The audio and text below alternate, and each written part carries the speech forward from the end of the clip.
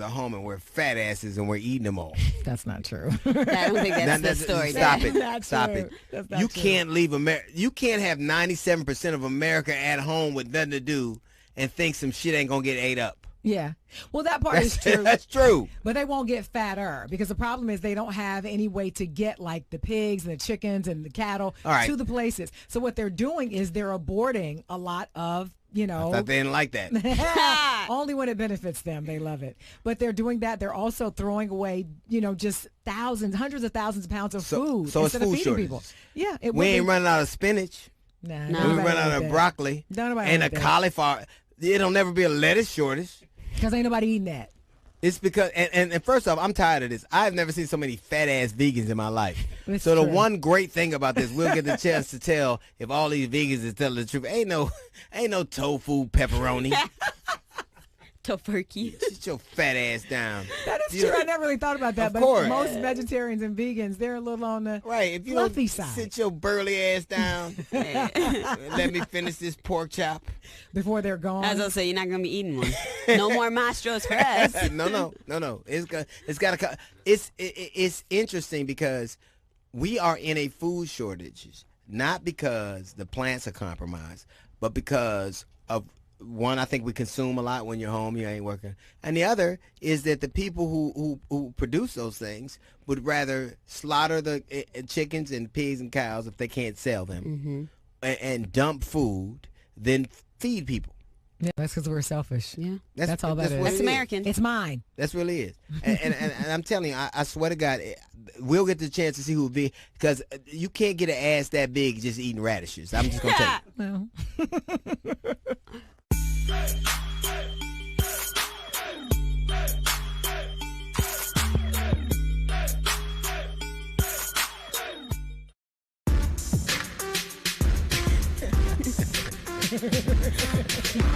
hey there, welcome back. It is DL Hughley Uncut. Hey there, welcome back. Hey there.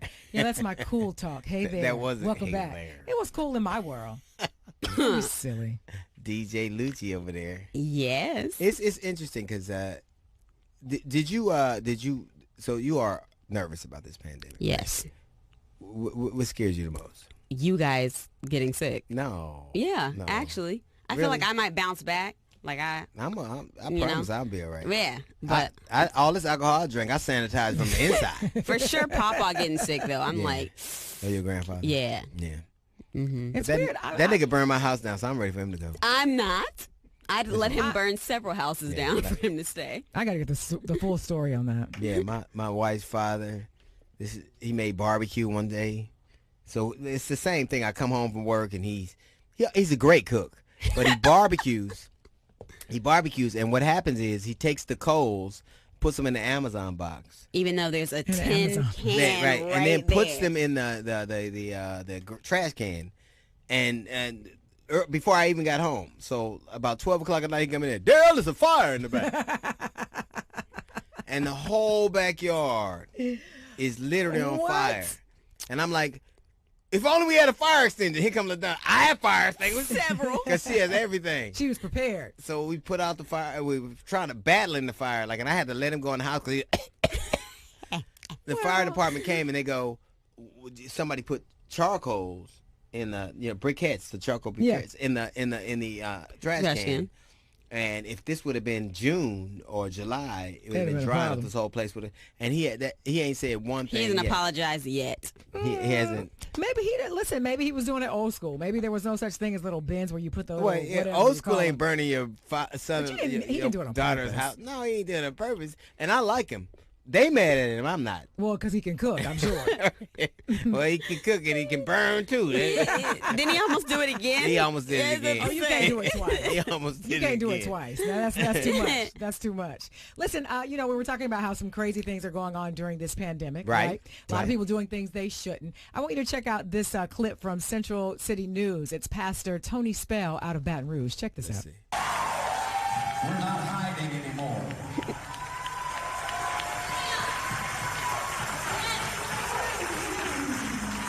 Sorry, folks. We're not hiding anymore. It's a dirty, rotten, crying shame when you have to hide in America. This nigga here. Yes. Here's, I understand that people are very religious and people turn. And this isn't about oppression of religion. It's about the fact that large groups of people gathered in small spaces lend themselves to the spread of COVID. So there are a lot of ways that you can worship your God and praise your Lord and still be safe. And I think shoe booty ass dudes like that, like sure. like recently there have been as many people that got it going to church, to religious services, went to the bar. Ooh. Like, who'd have thought Chili's was safer than a benediction? Yeah. But the interesting thing about this particular case for me isn't really about him practicing religious freedom. It is really more about, well, first of all, my question is, how do you preach from the pulpit on Sunday, then get out in a bus and try to run over a protester? Right. That's why he had the ankle bracelet on for assault. Yeah, so running over somebody, if you run over somebody and you're white, you're a preacher. If you run over somebody, you're black, you Suge Knight. You should not. Fainting in court. I think that either we're going to all abide by the same rules, and I think there's always these hypocritical stances we take. So everybody, we had the protesters that showed up, and they had assault rifles, and they were saying, let us free, and they were congregating together, and they were saying that COVID doesn't exist, and they were treated with deference. But you had people, and I'm not, I dig it, I think that they're all wrong, but then you had, kids partying in Philly and Chicago, and they were all arrested. And I think that the idea that we're all kind of, they'll paint them as reckless and irresponsible, but the people who still have religious services knowing what could happen. There was a preacher in Virginia that had, a religious service, and he came down with COVID and passed on. His wife had it. That's irresponsible. Well, not only that, I think it's also a blatant showing of how they use the Constitution at will. Right. Because for the protesters, it is them exercising their constitutional right, right? But also, you have the right for life, liberty, and the pursuit of happiness. Right. Maybe your happiness is a party. Right. So that's really your constitutional right as well. But look how they were met. Law enforcement, guns drawn on them. I think that people have even with religion, bars are closed, but church services in some states was open. Right. And what's gonna happen is the alcoholic gonna go to church service just for the wine. Well, on first Sunday for sure. The little cracker and wine. You gonna get that like appetizer. Fuck Applebee's. I'm just gonna come to Mount Calvary. But it's these lines that we draw. Like, I remember we had a situation where Easter, failed when we were all, and so it was crazy because they were telling people to stay home on Easter, which is a very religious holiday. And it's crazy. It's simple. Like, you should have stayed your ass home for Easter because Jesus rose from the dead, but you won't. That's so true.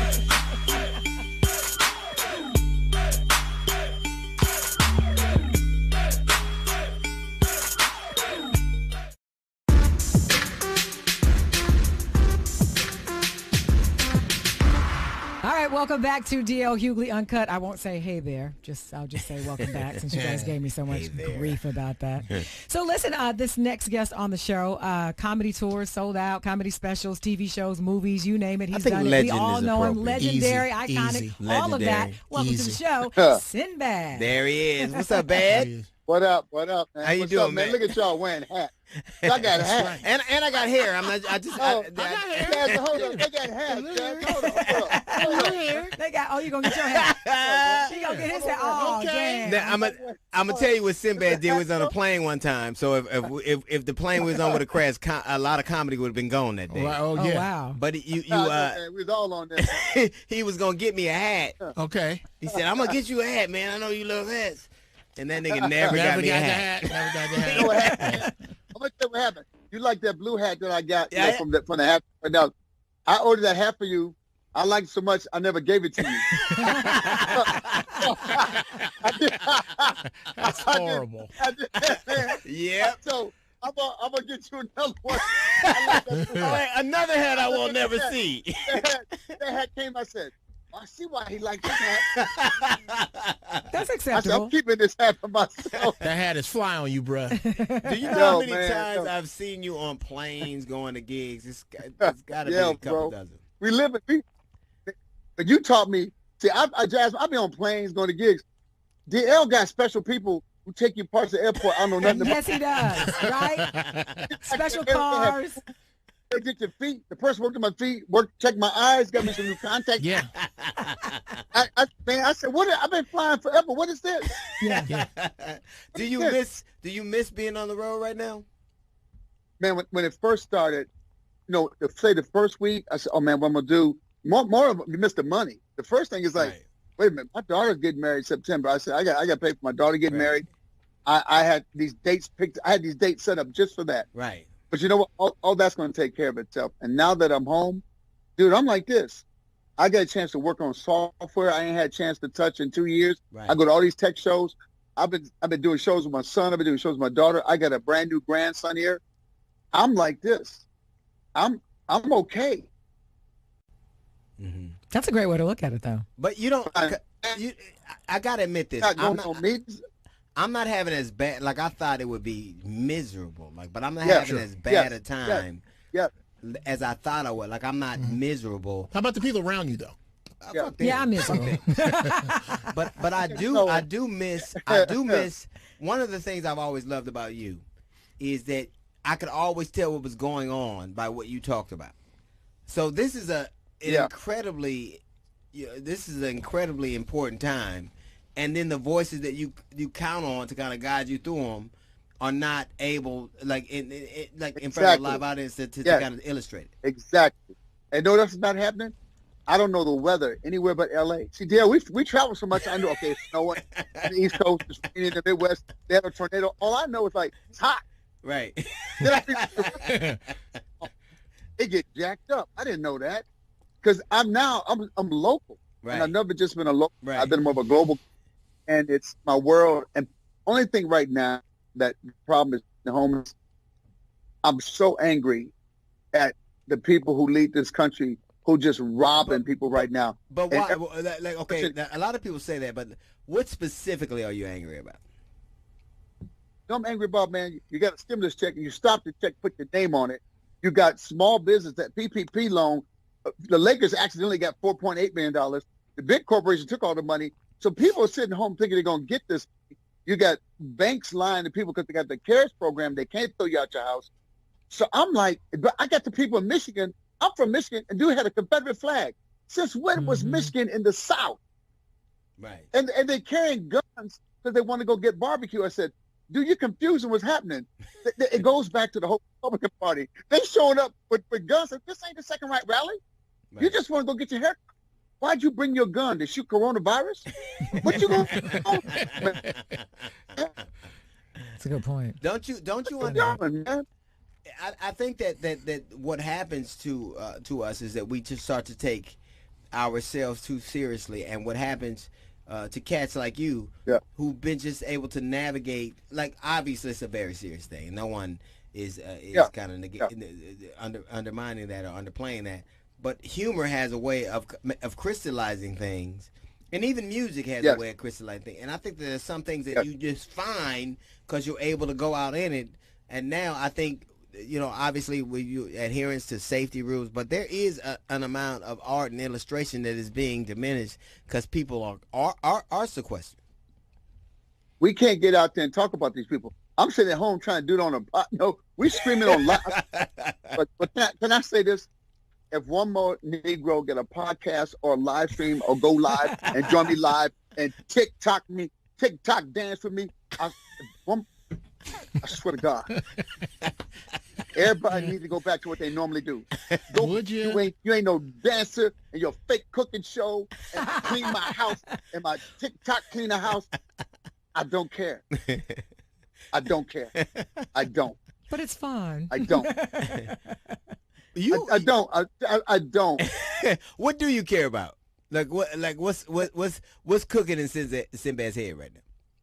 Man, now right now I'm just figuring out. Everybody says when this we're gonna go back to how it was. If it goes back to how it was, we failed. This is I call this Sinbad 2.0. This is the world 2.0. If we go back to the way it was, we didn't learn anything. We just saw a pandemic shut this country down. We got to look at, hey man, how am I going to spend? I need to save up some more money. I need to look at this different. How do I get a hold of my loved ones? And if I can find time to be home and Zoom and talk to my family, Why can't I do that when I'm working? Why can't I show that kind of love when I'm working? So I'm like this. I don't want to work the way I did before. I don't want to live. I know we live that, hey, man, I'm on the grind. Every time you see somebody at the airport, I'm on the grind. What you doing, man? I'm on the grind. I'm on the grind. You ain't on, first of all, you ain't on the grind, because that comes from people who work in factories that were grinders.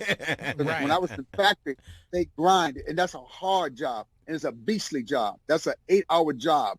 So when you say in the grind as an entertainer, now we're having a good time. Even on our grind, on our worst day, it's a great day. Right.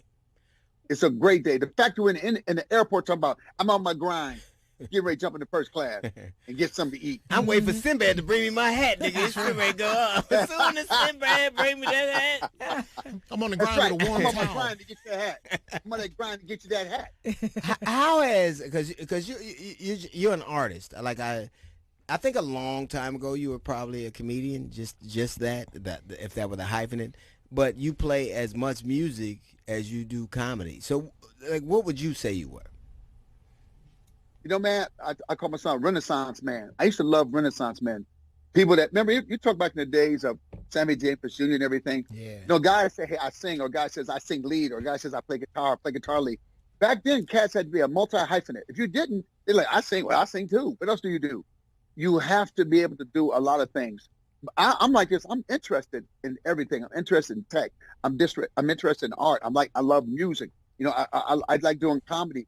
But dude, there's not much that doesn't interest me, man. The problem is with this ADHD, I want to do it all. I want to do it. And now you're just home, not giving me my hat. No. That's what it is. I got your hat. My hat is like right around this corner on a hat stand.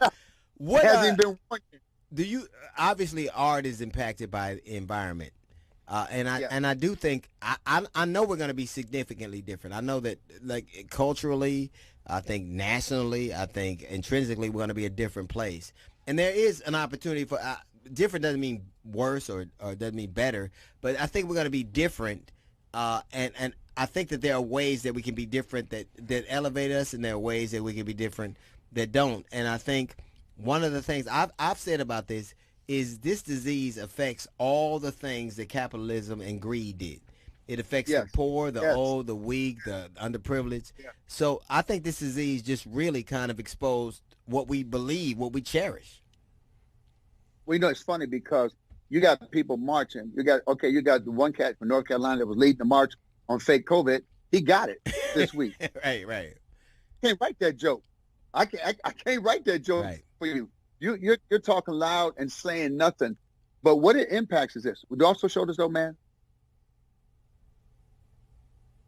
I can't hear you. What did you say? Island. They went out and bought an island. Right. And then everybody was going to the Hamptons. Like COVID can't find you. Like COVID said, oh man, where'd the rich folks go? Right. It's like you can't outrun it. You can't hide from it. And another thing I learned. Rich people quit going on Twitter and Instagram, acting like you know how to be poor, going like, hey, we're all in this together. And then I see your yard goes overlooking mountains, and you got horses in the backyard. It's different. Hey, don't go outside. And then you rent a gym. You rent out a gym for you and your husband to go work out by yourself. Hey, keep moving. Stay home. That'll be enough, Jeeves. Right. Yeah. That'll be enough. Yes. Different for sure. Man, you know what? Don't fake. If you ain't been broke in a little while, you really don't understand it.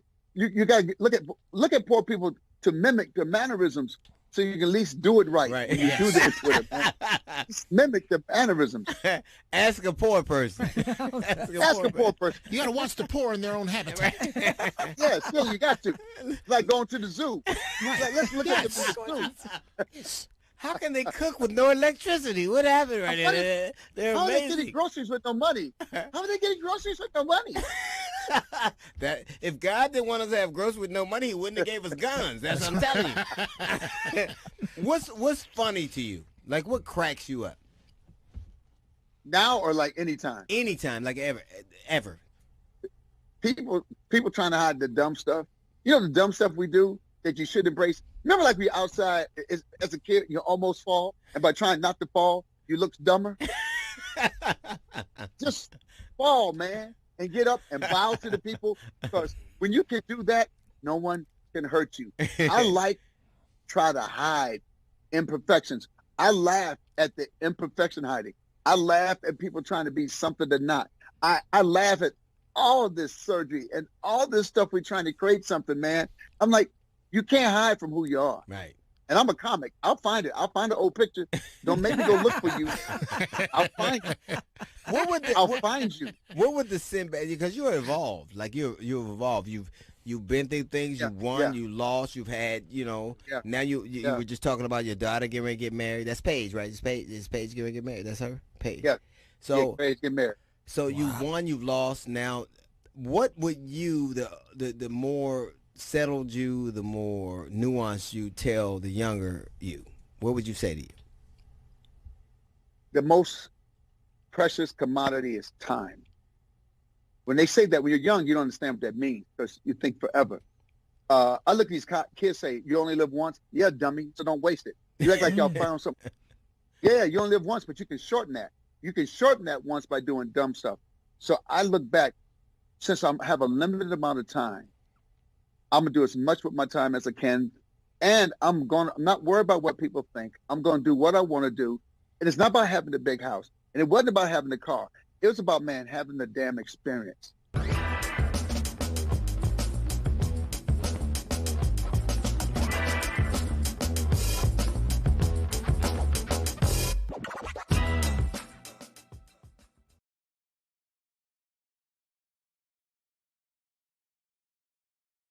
All right, ladies and gentlemen, we are back.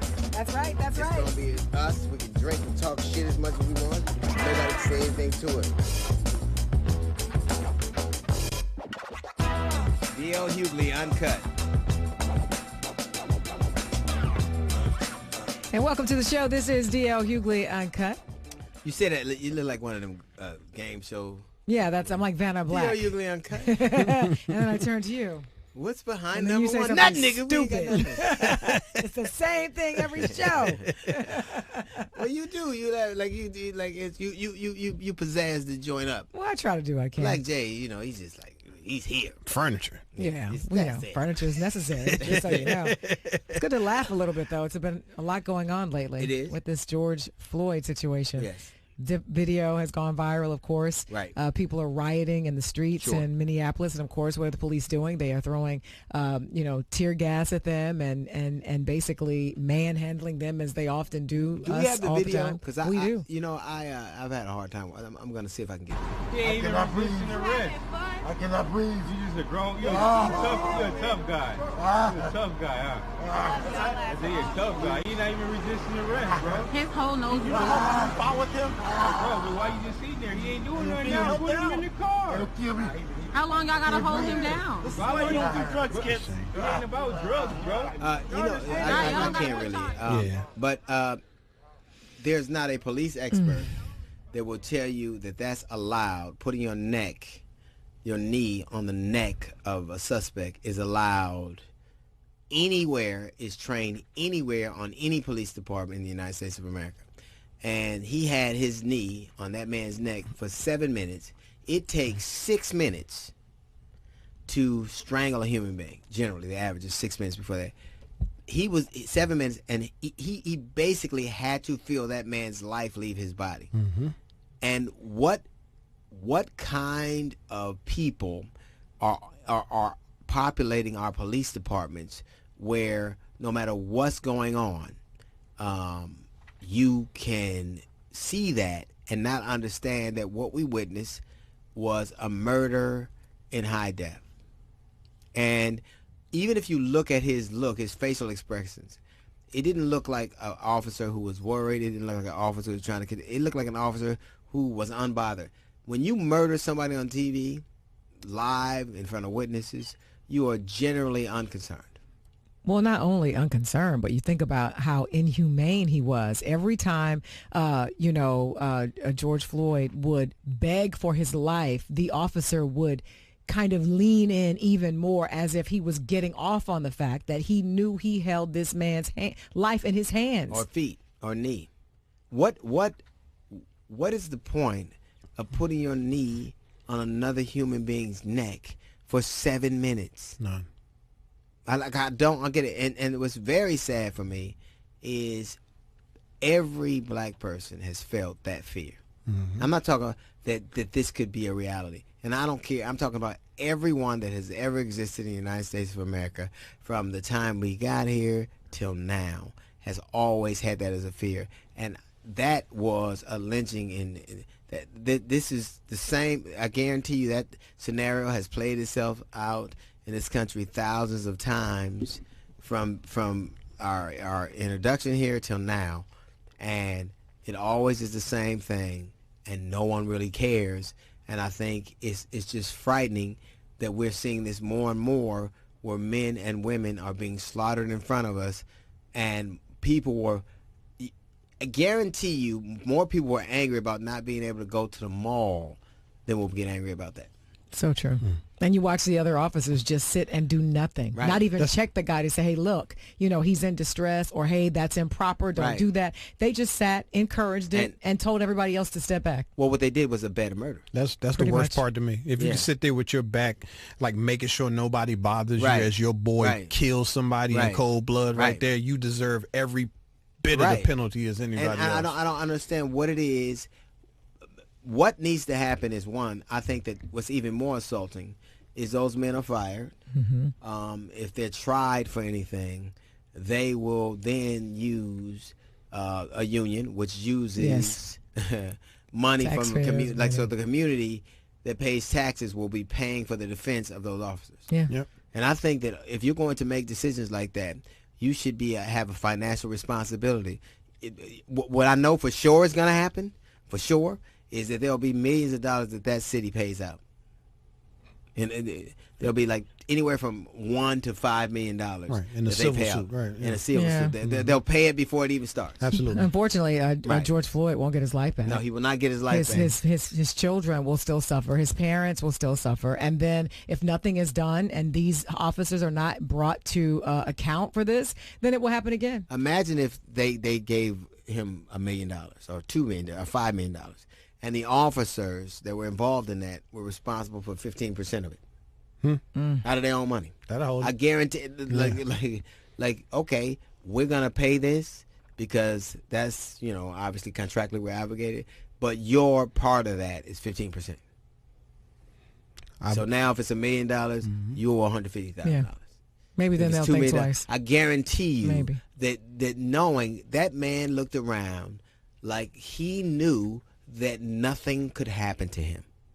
And do you know who his lawyer is? The lawyer who's representing him? The very lawyer who represented the officer that killed Philando Castile is his representative. So he has very good reason to believe that he's in good hands.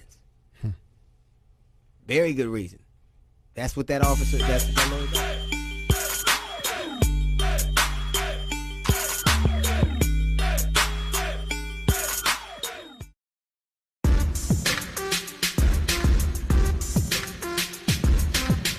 Yo, welcome back to the show. It's Wait a- DL Hughley wait a minute. Uncut. Wait a minute. Is that better? What is this? MTV Raps? Well, I wanted What to, happened? add a little, variety to it. You We talked scared about the it hell so out of bad. It's like, Charlie, my dog. Was That like, was what is spicy this? right there. Yeah. Right. Yeah, I was trying to throw some flavor to All it. right. Well, yeah. What's this? Every now and then you have to do something to spice things up, right? Yeah. No? That was the perfect thing. Thank I'm you. telling Thank I'm you. all- You're welcome. I'm so spiced up right now. Listen, speaking Yo, of yo, spicy, yo. Yeah, listen. Did you see what Jimmy Fallon did? I mean, it happened a long time ago, but people are talking about it. They're upset, and he actually apologized because he appeared on, I think it was a Tonight Show or something, in blackface as Chris Rock. Comedy's off. We don't mad. subscribe to your societal norms. Like, I think if you were a politician or a police officer, or a professor or somebody, that we later on find out, like a governor, and then we found out that while you were in medical school, you tried to dress like Michael Jackson, which was weird because when you dressed like Michael Jackson was whiter than y'all. Like, so I don't get no why. face. But I think comedy is its own thing, and one of the funniest things I've ever fucking seen was Robert Downey Jr. in Tropic Thunder. Oh, That yeah. shit was hilarious. That was hilarious. He killed that. Yeah. He And he was in blackface. Yeah, Yes. he was heavily. so good in blackface. That nigga almost won a Soul Train award. After that, he became a Muslim. I'm telling you, this nigga, that was hilarious. I mean, I just think comedy has its own thing, and I think it's not one of those things you have to explain or I have a committee about. It was funny, and I think now, I remember what Soul Man with I forgot C. Thomas Howell played in Soul Man. Funny it was movie. hilarious. Right. Yeah. Right. And I think comedy is the irony and just being avant-garde is just funny there, and it takes on a different connotation if you're not trying to be funny and you're trying to be hurtful. Well, I don't know if he was trying to get ahead of it or if perhaps social media, the backlash was so swift, but he did issue an apology. Yeah. And he said, there is no excuse for this. I am very sorry for making this, and thank you all for holding me accountable. Shut the fuck up, Jimmy. Well, That that's shit what he was said. I mean, and if he was a black dude, there's no way he was going to be early for it. You a black dude, you supposed to be late and not know what happened. he just And supposed then to not apologize. Pop up and say, "Oh, my bad." I didn't know y'all was mad, but y'all mad? Why are we going back in time and adjudicating things like that whole Eddie It's Murphy 2000. thing? Is we laughed at it and now we're going back when it's gauged by today's prism. I think comedy is its own thing. We don't subscribe to your societal norms. We're not trying to be what you are. And whether you know if I'm telling a joke or not, I think that comedy is its own different thing. And I think I don't think you should ever apologize because somebody didn't like what you said. That was funny. Your intent was to be funny. Right. It didn't work, and that I'm apologize for it. It didn't hurt the person who he was trying to imitate. Right. That he we was know of. imitating He hasn't his said friend. anything, yeah. Yeah, that was Chris Rock he was doing. Right. So it's like if Chris laughs and says, "I'll go ahead," then why Right, can't yeah, we? Yeah. Right. And why are we waiting 20 years? Oh, he is black. It wasn't. Well, Jamie Oh, Foxx yeah. came to his defense and he said, listen, we did a show called In Living Color and we played every race. Let this go. He was like, we've got bigger fish to fry. I think he's got a great point. And he's frying fish. He is black. I just think that some things are not the same as they are in society. I really do. I think if you're a police officer and you wear something that's in blackface and you're trying to demean somebody and you're calling somebody that needed you for help and you call them a Katrina victim, that's a different thing. But if you are having, like I remember when Ted Danson and Whoopi Goldberg at the Friars Club, wore blackface. Well, Whoopi, hers was a little authentic. Yeah, See, it's her different. blackface was so nice it didn't come off. Yeah, she still got it. Yeah. At the View, they were like, hey, Whoopi, it's time. We get it. It's over. let go now. It's real. Oh, that's you. But I think that society is comedy and art doesn't subscribe to the same norms of society. If you do that in the office, at the office party, okay. You do that at the high school play, okay. But you do that on Broadway.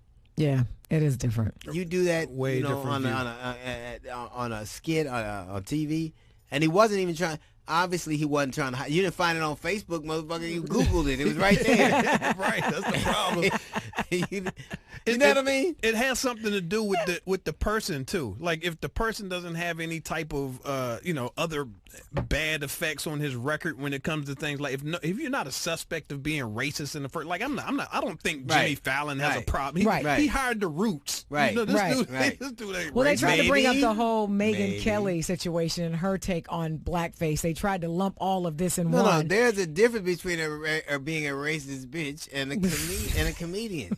Is there? Megyn Kelly was a whole different thing. Yeah. Megyn Kelly said some racist thing about Santa being white. She said stuff about Michelle Jesus Obama and and Jesus Christmas, being white. yeah. So that's a whole different thing. She editorialized. He tried to tell a joke. Right. He was telling a joke amongst that would be like, and it was between them. Why are we in it? Yeah. It was pretty good, actually. The impersonation was pretty good to me. I tell you, Robert Downey Jr. is the best nigga I've ever seen. Who you calling me?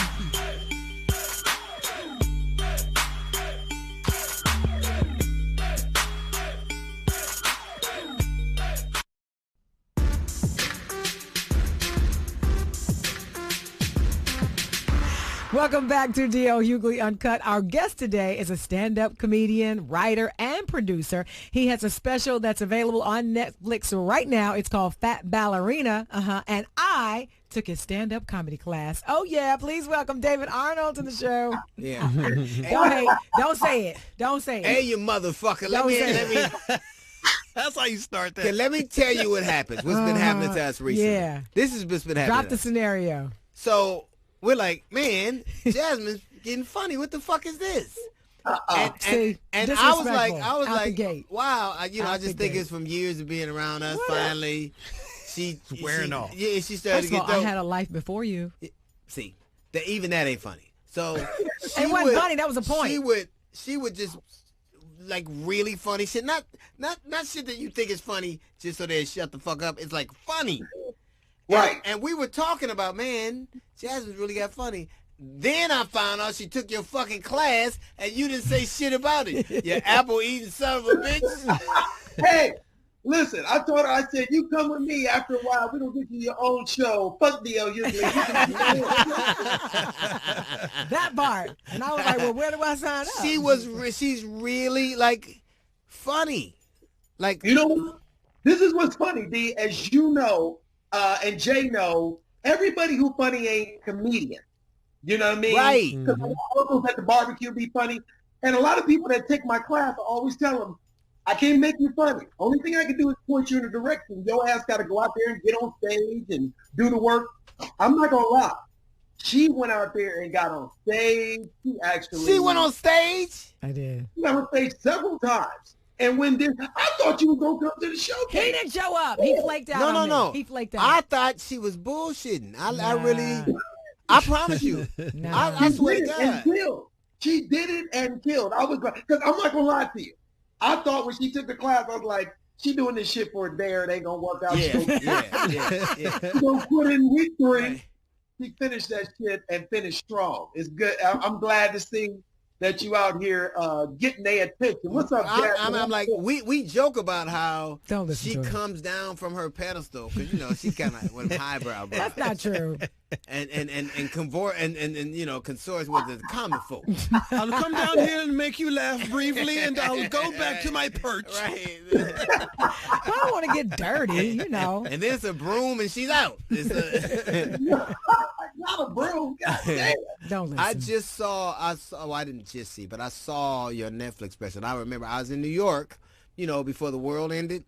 Right. And when I could actually go there.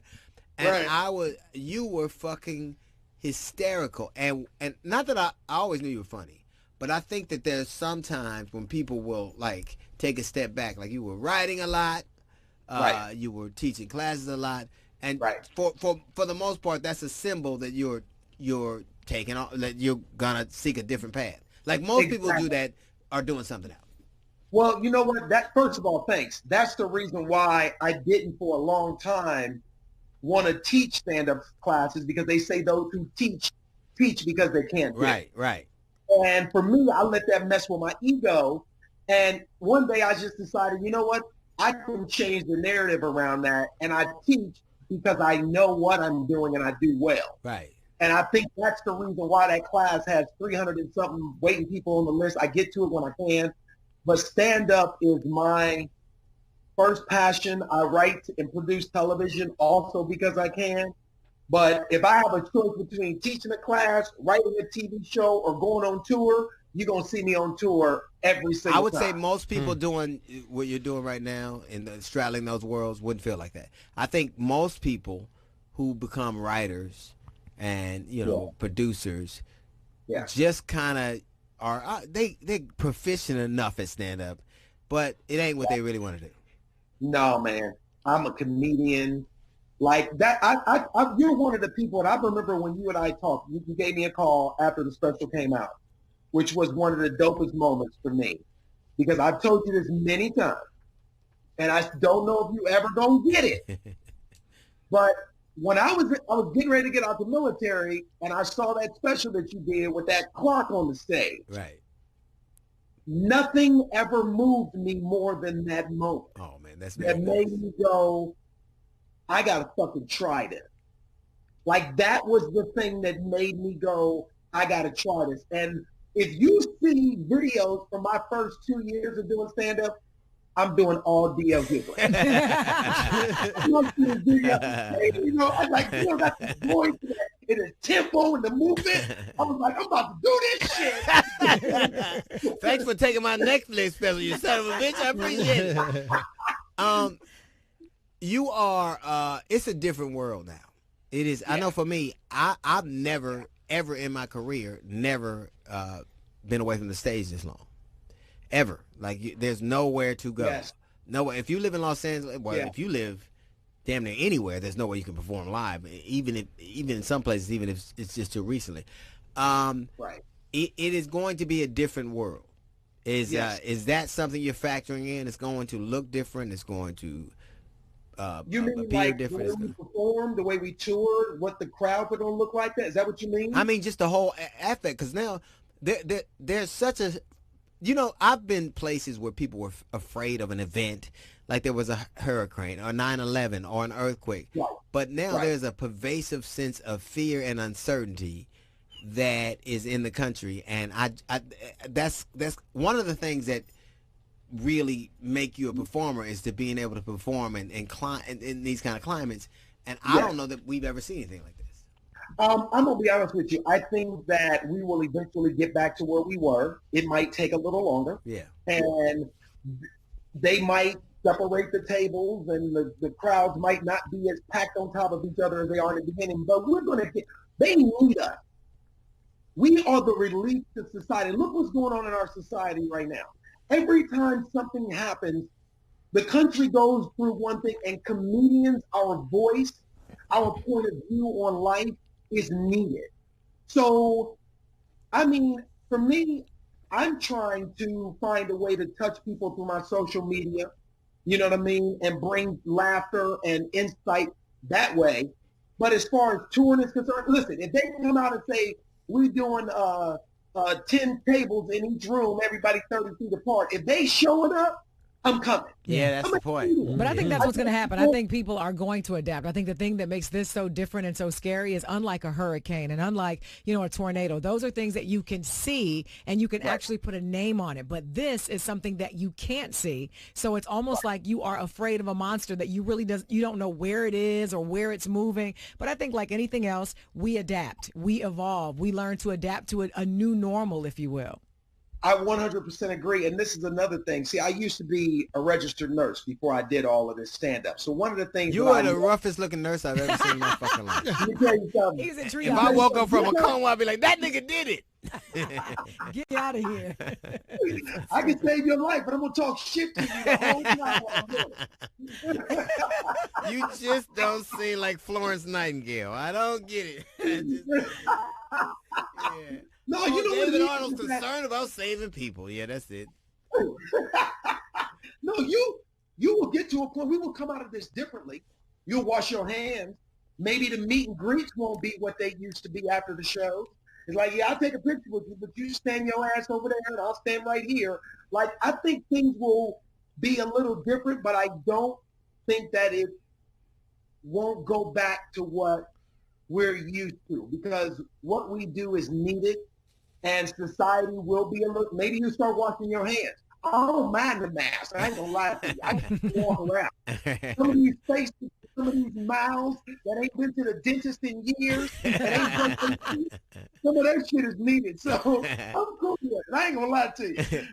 But even if we're not even just talking about stand-up now. You're a writer too, and I would imagine you're gonna sell a sitcom, and I mean, just like even the way we're doing this right now, like this is no one's ever seen this before. Like that, some things aren't necessary are going to be obsolete. I'm in the middle of producing a television show for Nickelodeon for these two YouTubers, and we got shut down in the middle of doing it. But we're about to come back and do the writer's room virtually. And so you're right. Some people going to find out the way we did stuff is not necessarily the way we need to do things. But a writer's room is here's the thing. I think you need the synergy of the intimacy of a writer's room. Mm-hmm. I think that product will suffer because the ancillary there's nothing like being in a writer's room and being exhausted and shooting ideas of each other and ordering shitty food. Right. But that whole part of it is gonna be gone. Well, this is the deal. I think they will come back. Maybe they won't be on top of each other. Maybe they'll have to wear masks for a while. You know what I mean? But I agree. I'm working with John Beck and Ron Hart, Who did my TV show? Yeah. They talk about you all the time. Yeah. And they were writers' assistants, and I went, you motherfuckers is funny. I'm gonna make them niggas writers, and now they won't hire me to say they fucking life, sons of bitches. And you too. All these people I inspired, I ain't getting on the show. I see all that shit. Yeah, there's a little dose of truth. The thing is that we are definitely going to find a way to do the writer's room. It might be different for a while, but I agree. We've got to be back. I'm literally developing 3 shows right now. Yeah, that's a good part. That's a good part. I mean, this much time has I think open compartments in your brain you're not necessarily using. You and your wife are hilarious. Hilarious. I love Julie. Hilarious. I love her. So she be checking you too. Hilarious. I love it. I think that there is because of the kind of entertainer you are and the kind of person you are, there is a level of openness that you have. Because most people only want to be seen. Like most people only want to wear a cape. They only want to wear a white hat. They only want to be seen in a certain light. But nigga, you be eating apples. You ain't putting no goddamn makeup on. You know. I don't comb my hair. No, I'm like, this nigga doesn't care. You know what it is? There's quarantine and then there's this shit. This is not. You know what it is? So I think what's tripped out about it is that it started with me just with no agenda. It just, I captured, my stand-up. If you know my stand-up has always been about family, relationships, life. So when I started to, lean into my social media, which was like 18 months ago, I had, 1,200 followers. Now I got over 1 million. And I got on TikTok 4 weeks ago. I hit 100,000 followers literally in 4 weeks. Right. My kid is so pissed off. But I think people respond to the realness. People respond. Me and my wife, we not putting on no air. We're not Boris and Nicole. And I'm not saying Boris and Nicole not real, but Boris and Nicole have an image. They're beautiful people. Right. They always gotta be beautiful. That shit is exhausting. Yeah. You know what I mean? Right. You don't have to worry, nigga. You all right. You know, that ain't gonna go confuse you with Boris. But I do think people enjoy seeing the whole authenticity of you, and not just Julie, but your girls. And, you show, how I remember I saw an episode where one of the girls had pretended to have her phone plugged up downstairs because I guess there's a rule in the house you can't take the phone to the bed, and she had kind of jimmied it so it looked like it was her phone and it wasn't, and you got on. Like all of those things we like to see because we like to see daddies in action, and we really don't get an opportunity to see black fathers, in action like that with such love, but also funny. I love doing it because it's not us putting on airs. It's effortless. It's working. And it is. We real with my daughter. I'm very real with my daughters. My wife is the perfect balance to me. Julie is, she's as rough as I am. She's the complete opposite.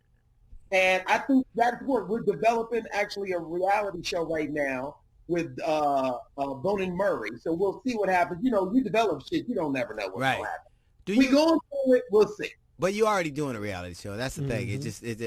I just think that now the one thing that kind of curtain has been stripped off this whole thing, and you already are producing. What makes you laugh? Authenticity, truth, real shit. People who can find comedy in places where comedy probably should not exist. People who are not afraid to be transparent. People who are original. People who love what they do, and even if everybody is not laughing with them, they still find the humor in what they're doing, and that is what drives them.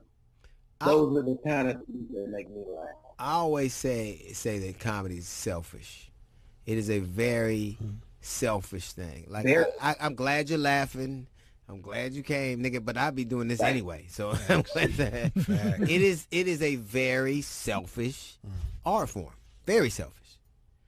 It's a selfish art form because we have to do it by ourselves. Like you and I can be friends and we can talk, and me and you and Jay can go to the club and bullshit and laugh. But when they call your name, you going up there alone. And there's nothing we can do about it. So good, we hope it's good, and we hope it's not.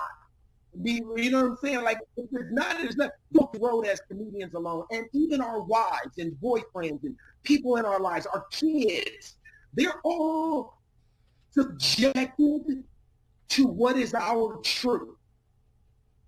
And we're going, and none of it is off limits. When you want to, if you want to, somebody asked me the other day, what do you have to do to be with a comedian? I said, you got to get the fuck out of the way and let them grow. Yeah, you do. You know what I mean? Like, that's what you got to do. You know, I tell people this all the time. The two things that I've seen take people out of comedy, drugs and alcohol and relationships. Yeah. Them is the two things. Well, a bad relationship will lead you to drugs and alcohol. It will. Right. Are you excited? You gotta love it, man. Are you excited about like, because as nervous as I am about the way things look, and you know, as apprehensive as I am, I'm excited about the opportunity of crafting a kind of a new way. Are you excited about like kind of what lays ahead? I'm excited. I just got a deal to do another stand-up special. If you brag about one more deal you like got, it. I'm gonna lose my fucking mind. I love it. Keep bragging. I got another deal. No, damn. You know what I'm excited about? I'm excited about finding a way to continue to share my comedic voice in this climate. Yeah. You know what I mean? And I feel like people who are like, look at you. Look what you doing. You ain't stopped. No. You still, you play the shit out there. And it's not going to stop. It's never going to stop because that's what you do. This is what we do. We comedians.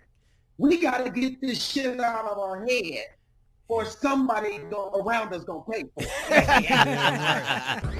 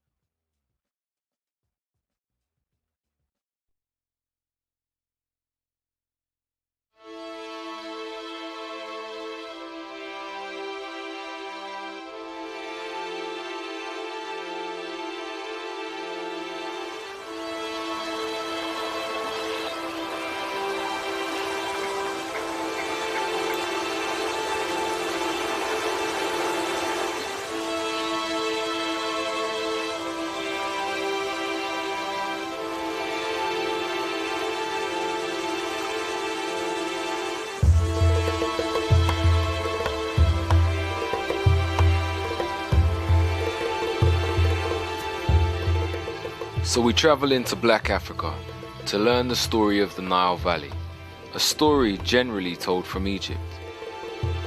Today we're going to tell the story from a place that thrived before Egypt, alongside Egypt, and after Egypt. The lands to the south of Egypt, generally called Nubia, had 5 important golden ages. The first golden age, which was called Tarseti, some people call that, in translation, the land of the bow. This civilization was older than First Dynasty Egypt by about 200 years. They also domesticated animals here first and before Egypt, so pastoralism was very important. Depending on how far back, if you say 9,000 years ago, then you can say yes, it was probably more developed than Egypt. But starting from the 4th millennium BC, the center really is in Egypt and develops from there. Sudan was often ahead of Egypt in terms of developing technology because it had perhaps a smaller population. In Egypt, there's not much need for human economy. You don't need to save on human labour because every time the Nile flooded in midsummer, you had a huge reservoir of human labour as long as you were feeding them a living wage. The ancient Egyptians themselves said that they came from the south of Kemet, ancient Egypt, which is further up, higher up the Nile Valley, closer to the source. And they identified the mountains of the moon, which are in modern-day Uganda, as their place of origin.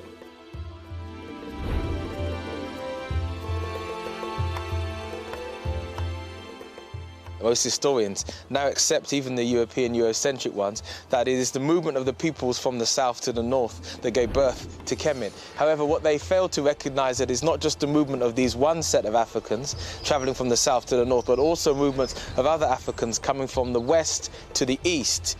They met and collected together in what is now Kemet. That's why that civilization was so powerful, because it was a multicultural expression of the African experience. It was several sets of different Africans coming together in one place and creating a civilization.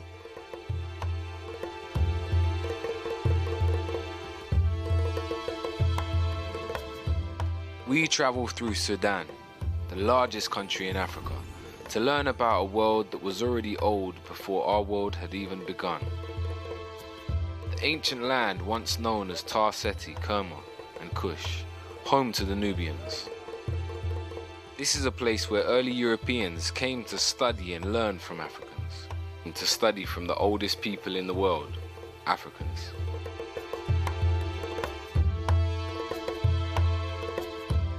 So when you hear recent discussions on who were the black pharaohs, referring in particular to the Nubian pharaohs or the Cushitic pharaohs, those pharaohs they often call black pharaohs in a way to try and distinguish them from the others, but they can't be, because as we said, all the early dynastic and intermediate pharaohs were black.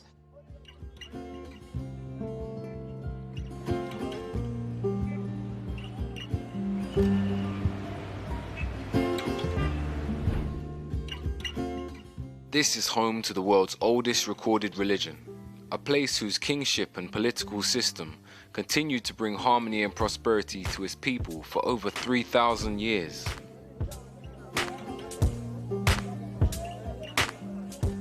Today, Sudan is the largest country in Africa, rich in oil and other natural resources, but a country culturally split by the Arab African North and the African South. In recent times, this country has been greatly affected by civil wars and droughts. This is a place where the great Blue and White Nile meet to form the famous River Nile that runs through Egypt. This is an amazing land that predates Egypt, but for many is just another part of our world's hidden history. The question is, what happened? What was this ancient civilization about, and what left it in ruin? Why do we only know the story of the Nile Valley from Egypt? And why do we think that Egypt is somewhere separate from Africa?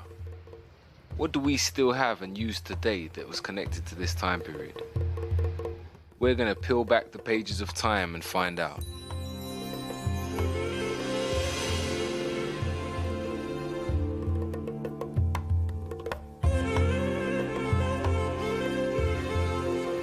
I'm standing here on ancient holy ground, in an area that was once part of the Napatan Kingdom.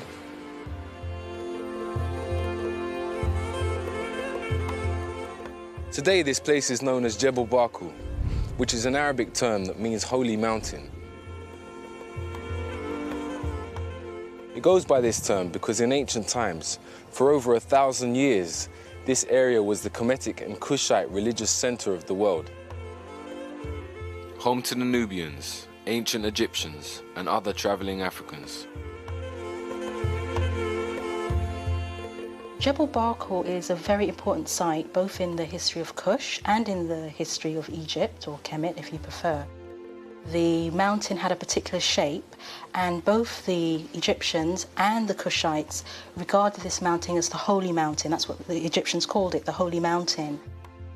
So at Jebel Barkal you have this great ritual religious complex which is set up in a monumental form that we see first when the ruler of Kemet conquers it, when Thutmose III is building his great temple there, and then it continues, and it's in that area that Napata is.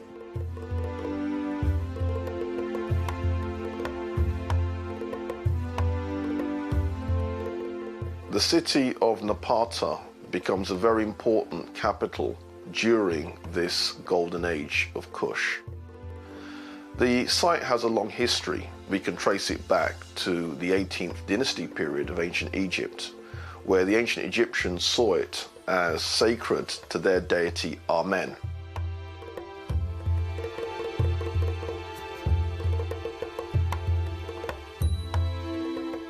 A really remarkable point in the landscape, and again you have to be in the landscape, or you have to have the photograph of the landscape to understand how different it is and why it attracts attention. And people have different theories about that, but they don't tell us. They just call it the Juwa'ab, and they saw there a certain kind of form of sacredness.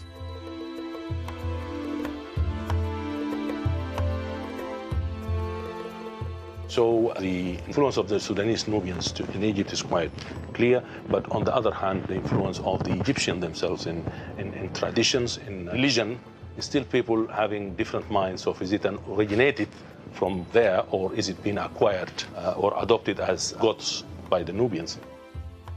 So here at Jebel Barkal, in between Upper Kemet and Lower Nubia, we find much shared culture. And there's much debate around whether it started deep in Africa, at the heart of the Nile, and spread upwards, or if it started in the north of Africa, at the bottom of the Nile, and spread down into Africa. We must have in mind that these political borders were not there. But the boundaries were constantly shifting in any case, and there'd always been a lot of trade between these two separate states, if you like. When you talk about Lower and Upper Nubia, you're talking about a span of land where people have got blood relations, and they have got some sort of culturation and acculturation always happening there. There'd always been a very strong relationship, and to me, the more I look at the cultures from these two separate states, the more similar they actually become. And I think we need to try and move away from some of the images that we see that show Nubia in particular as a very different country. We know for a fact that, as I've said, there was a lot of trade between the two, and that also many of the people would move across the borders effectively over time. So there's always a very strong, close relationship, and at certain times, you know, they were the same thing. They were just one. It's like the relationship between America and England. England is the mother and father of America. The population of America are predominantly English American. The presidents of America are English American. Even though America is an expression of the European consciousness, the vast majority of people are European, the predominant power is the heritage that England has given it. The Americans acknowledge this. They trace their lineage, if they can, back to England and come back to here. The relationship is a special relationship of power. Though America has power on this earth, England is its mother and father and recognized as such. That is precisely the way that one should look at the relationship between Kemet and Nubia.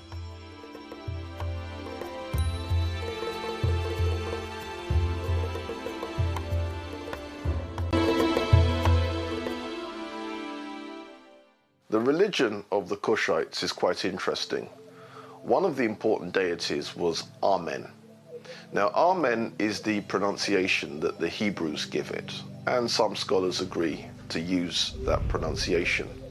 Amun is the pronunciation given to it by one of the old European scholars, Plutarch. In the language of Kemet, the word for hidden is Imen, or Amun is the way that we put it in English.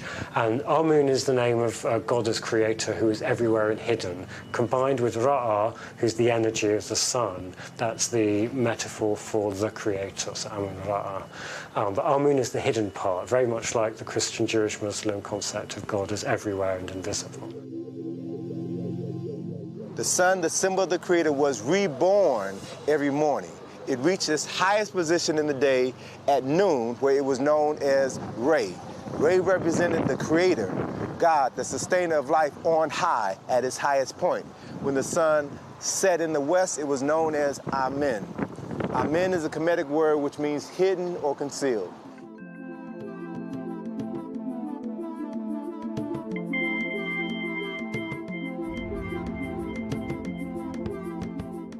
Amen was supposed to be unseen and therefore very all-powerful also, because Amen was responsible for creation. Amen was responsible for everything, knew everything, understood everything, could foretell everything, and so on, the great omnipotent and omnipresent divinity. At this religious center, one of the main temples that is still here to be seen today was a temple that was dedicated to Amun. The ram was a sign that was always associated to the worship of Amun. It has been claimed that during the time of these temples, it was the astrological age of the ram, what we know as Aries, and that's why the ram was represented. They all worshipped god Amun, who was the same god as in Egypt, the state god of the pharaohs, whose main temple was in fact in Napata.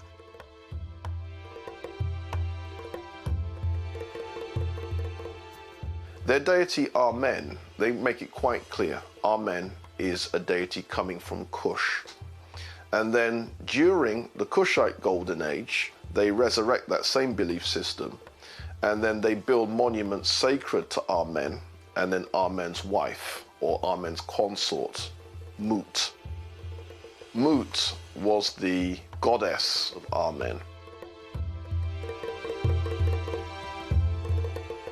What's important here is that same site, the Egyptians had their belief that that's where Amen and Mut came from. So that becomes a very, very important center.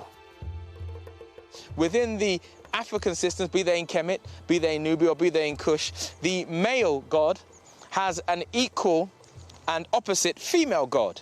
We see this representation in all African cultural systems that flow. Every Netcher in Kemet had his female counterpart. So I reference a Sar and a Set. They were Netcher who complemented each other. They were co-equals. They are usually together in families, producing children.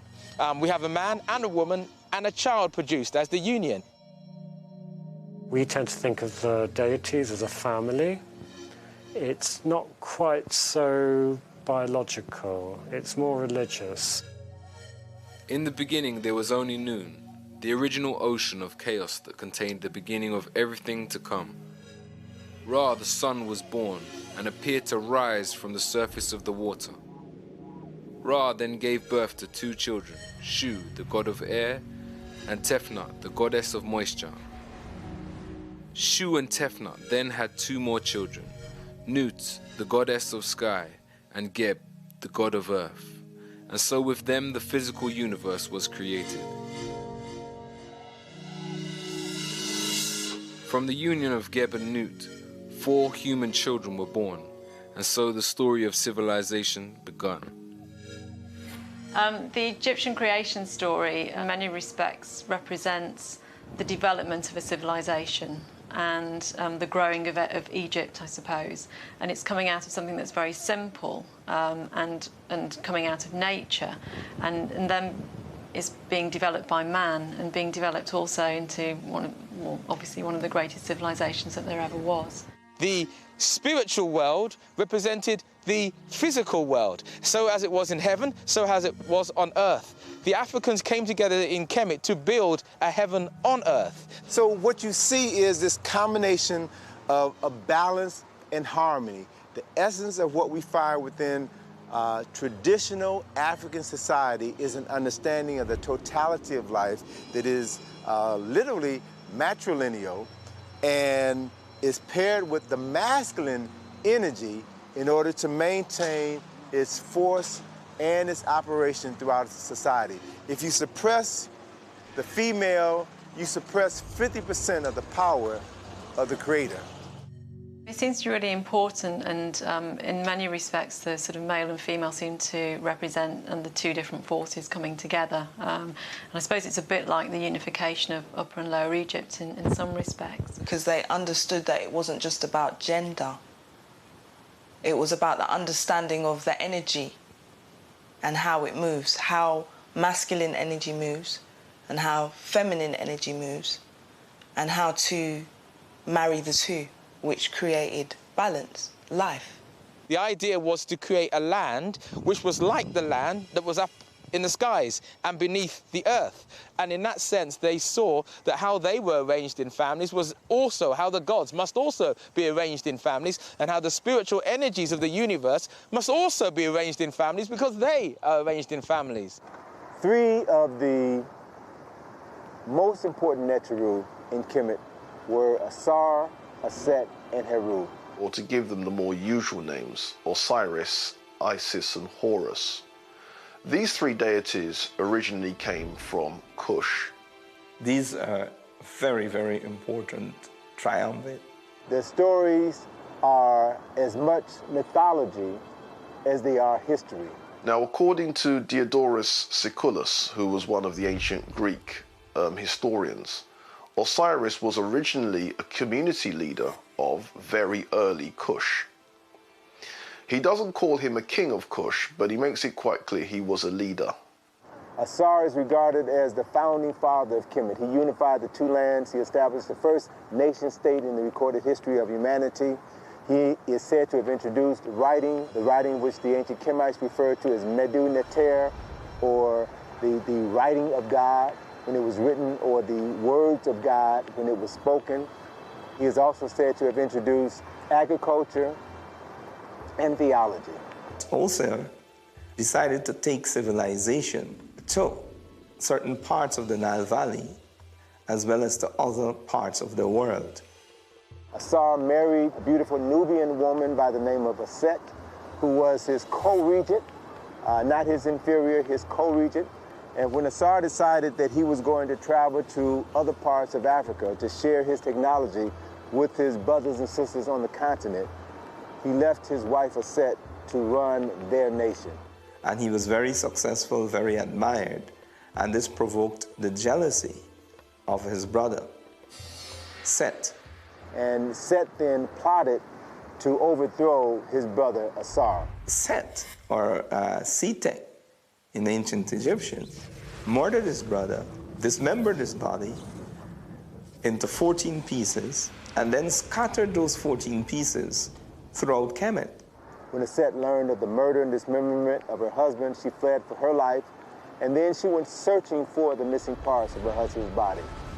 Aset found 13 of the 14 parts of Asar's body, and as she found each body part, she cleaned it, she anointed it with oils, and she laid all 13 parts out, and she literally remembered her husband, wrapped his entire body in bandages, and created the first mummy in the recorded history of humanity.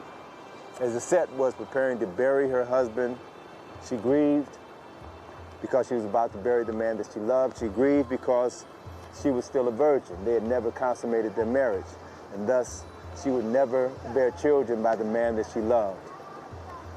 And according to the story written on many papyri in Kemet, carved on several temples in Kemet, the spirit of Asar came and impregnated his virgin wife, Aset. And then 9 months later, the virgin Aset gave birth to their son, Heru. Now, in the case of Isis, or Set, she is the original Virgin Mother, and she is seen suckling Horus. He is shown as a child suckling his mother, and he's wearing the pharaonic headdress, making it clear that he was born a king. Haru is the son of Osiris, and he's the embodiment of order. He has to take over the kingship, and he has to do that through a struggle. So Heru was born, the son of a virgin. He was born with a specific purpose in life. That was to restore his father's kingdom, to do battle with his uncle Set and reclaim his father's throne. Heru would then take up his father's struggle, in a way, against his uncle Seth. One of those classic battles, not so much between good and evil, it's more a battle between order and anarchy. And Heru eventually triumphs over Seth. At that moment, Heru was miraculously transformed into a falcon. He flew into heaven to meet with his father Asar, told Asar of his victory over Seth. His father blessed him, and Heru then returned to Kemet as the legitimate heir to the throne. And when he ascended to the throne, the symbol of the Heru Badet, the winged sun disk, was a symbol that was carved above the entrance of every temple in Kemet to serve as a reminder of Heru fulfilling the reasons for which he was born. And at the moment Heru reclaimed his father's throne and was crowned the king of Kemet, his father Asar was resurrected from the dead and took his place on the throne of judgment. According to Plutarch, what he says about Osiris is that Osiris was associated with the moon, and the moon has its lunar cycle and then disappears at the end of the lunar month, and then 3 days later is then reborn, and this is then the resurrection of Osiris after being dead for 3 days. So Osiris is then the god of death and resurrection. And Seth, or Zetesh, is never thrown away. He's an important part of the whole series of gods. He's not the annihilating factor. Seth was not purely evil. Seth represented the forces of discordance. Zetesh still has to be there. If you take him away, you're taking away part of reality. But he shouldn't be king. So that balance between Hor and Zetesh is one where Heru, is meant to be very much on top and ruling. And our ancestors were very inclusive. And they knew for certain that, as I said, there was a little bit of good in the worst of us and a little good of bad in the best of us. And they represented that in this way. So the reigning ruler in Kemet, and this is taken over to an extent in Kush, the reigning king is Horus because he's managed to take over and rule.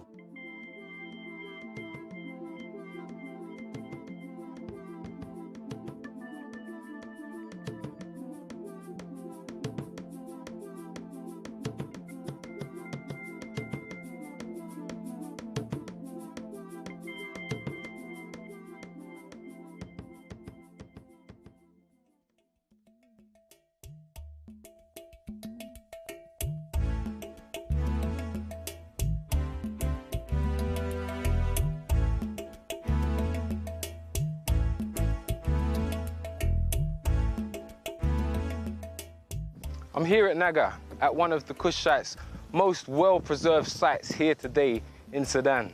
Temples were really important, both in Kemet and in Kush.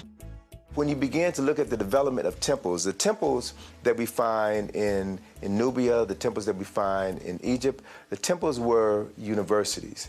In many respects, they were kind of mini universities. So you have your Egyptian elite living in the temples.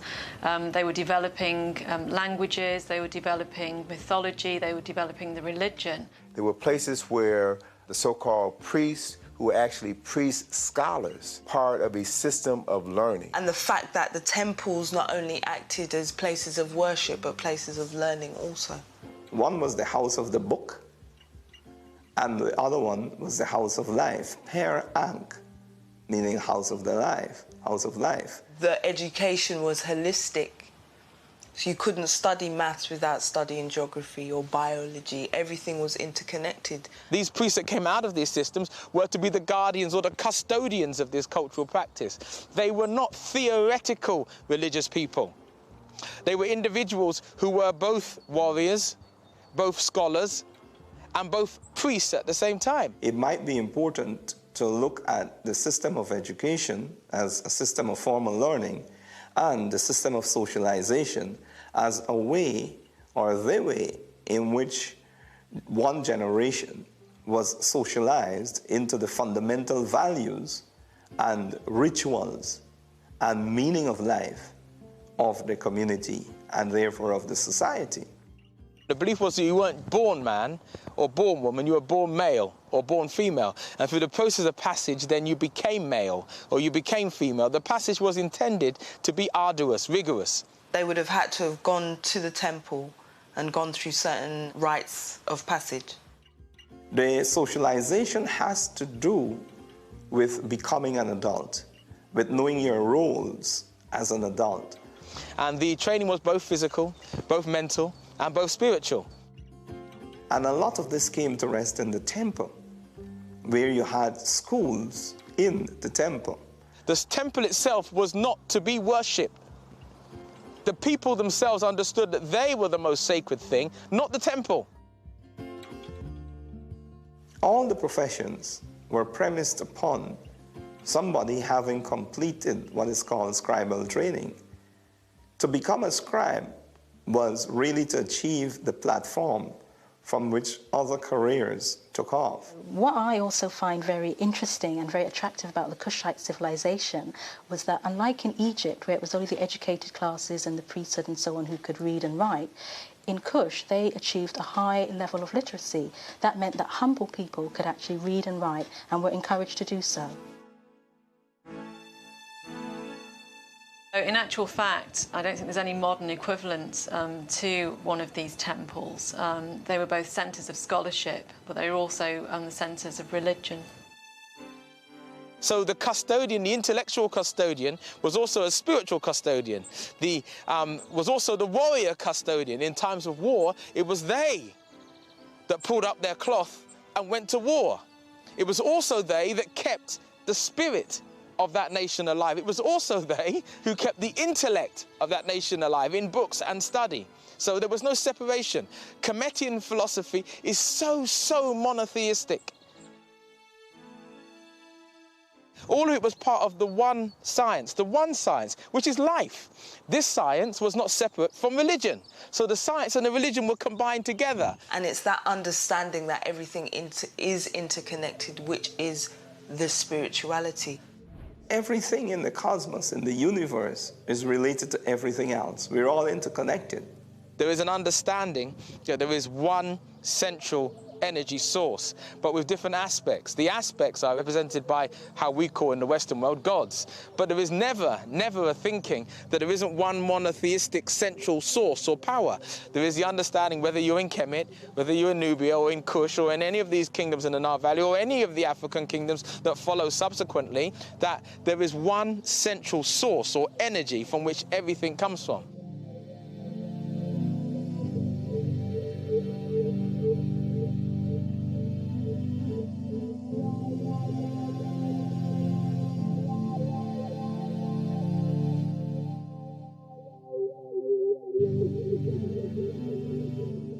Clearly they share the same religious beliefs as with the Egyptians, with some additions, so to speak. Some local gods were worshipped, like god Apedemak, a lion god.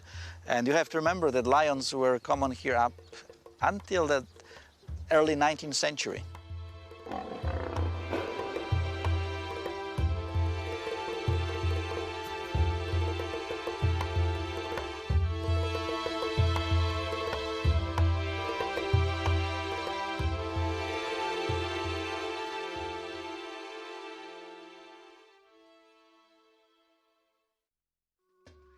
These historical sites found here in Africa are all that's left of the Nubian and Kushite cultures of people who lived all along the Nile Valley. These ruins are evidence of some of the world's earliest highly developed civilized cultures. These people had an understanding of astrology, medicine, philosophy. They had mapped out the world. They had circumnavigated and understood the planet that they lived on. We find that the people of the Nile Valley were responsible for developing the first calendar of 365.25 days. Now, because of the tropical or semi-tropical condition in the Nile Valley, there were clear nights and people could see the stars and the other heavenly bodies. And it is very clear that humanity began to notice patterns. Think about this. How long would it take, for example, for us to understand the movement of the moon? The moon travels around the Earth every 27.322 days. Because of this, the ancients based their month around a 30-day cycle. How long will it take for us to work out that the Earth goes around the sun once in every 365.25 days? The calendar was utilized as late as 4,230 BCE. Now, in order to come to that definitive understanding of how long it takes the Earth to rotate on its orbit around the sun, you have to be able to make celestial observations for at least 1,000 years to identify the patterns, to then correct the patterns, to come up with the most accurate calendar that has ever been used by human beings. The ancients of the Nile Valley based their year and months around the natural cycles of the universe. Each of their months was connected to an astrological sign, like our zodiac, and so their yearly calendar became a map of the Earth's human, earthly, and heavenly cycles.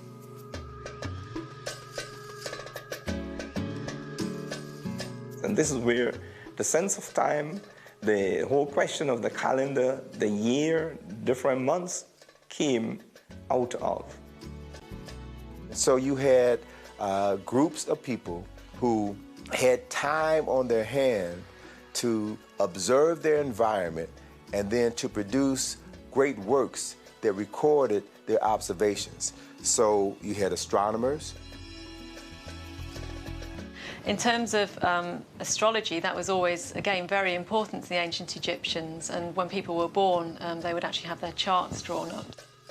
We see water irrigation, we see aqueducts, we see underground heating, swimming pools, we see heated swimming pools.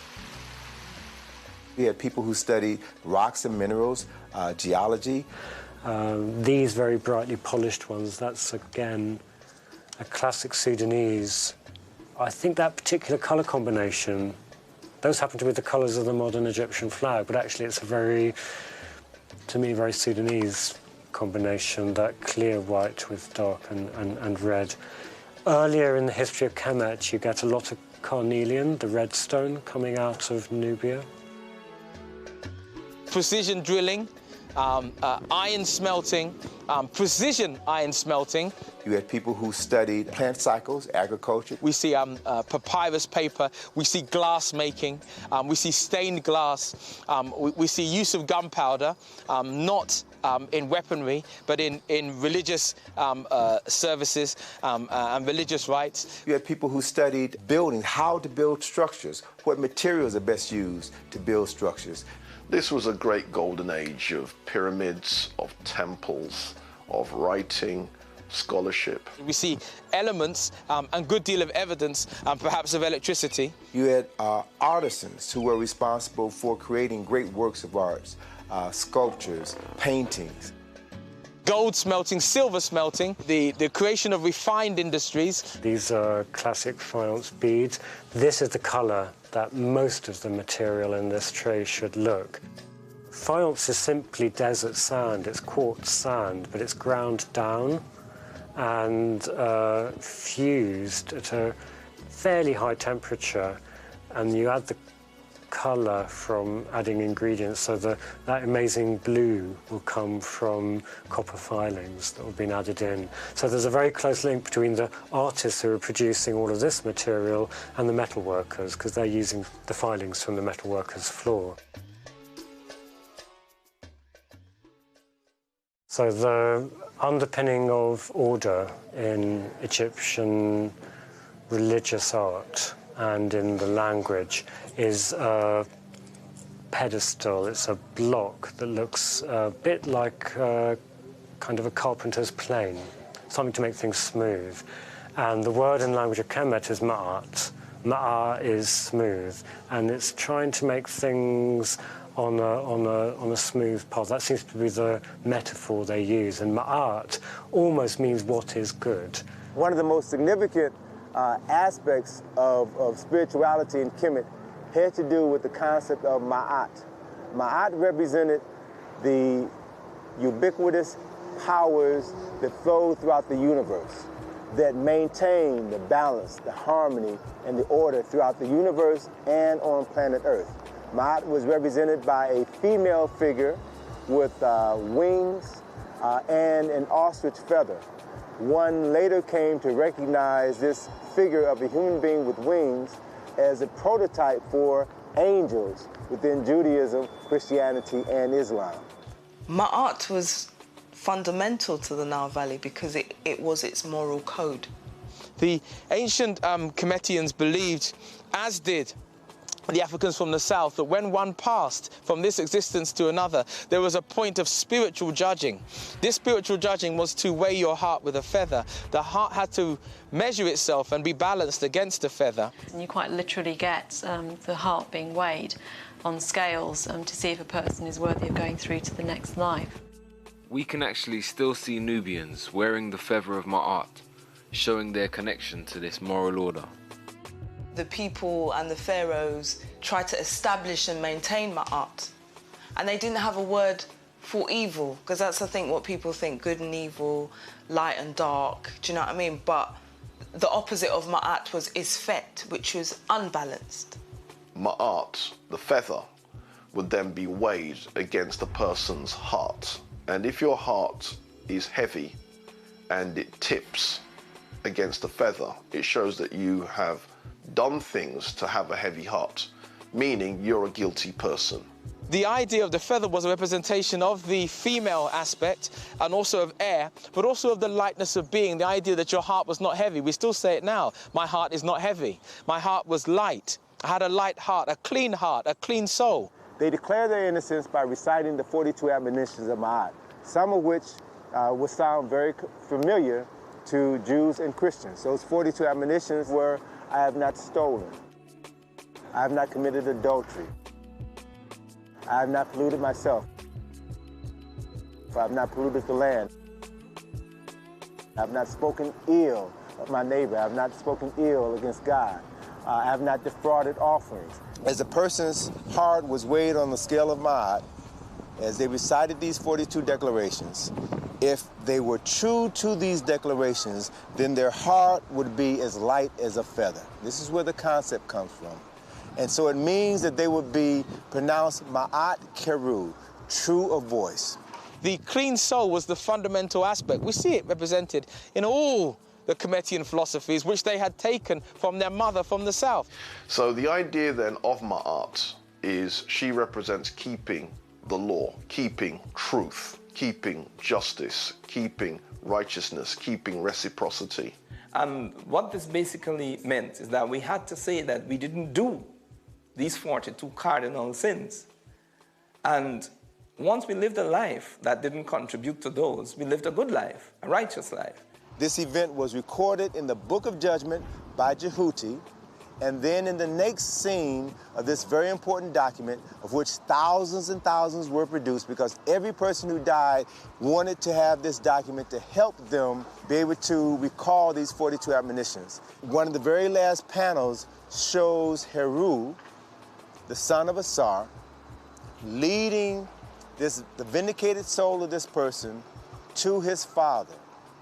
And it brings to mind the passage in the Bible, I think it's John.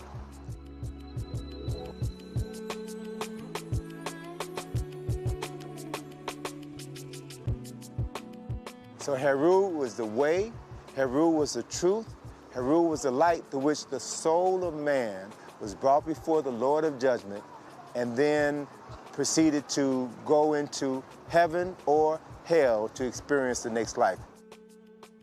Ma'at is also called Set Ra'ah, the daughter of Ra'ah, the sun god, the creator.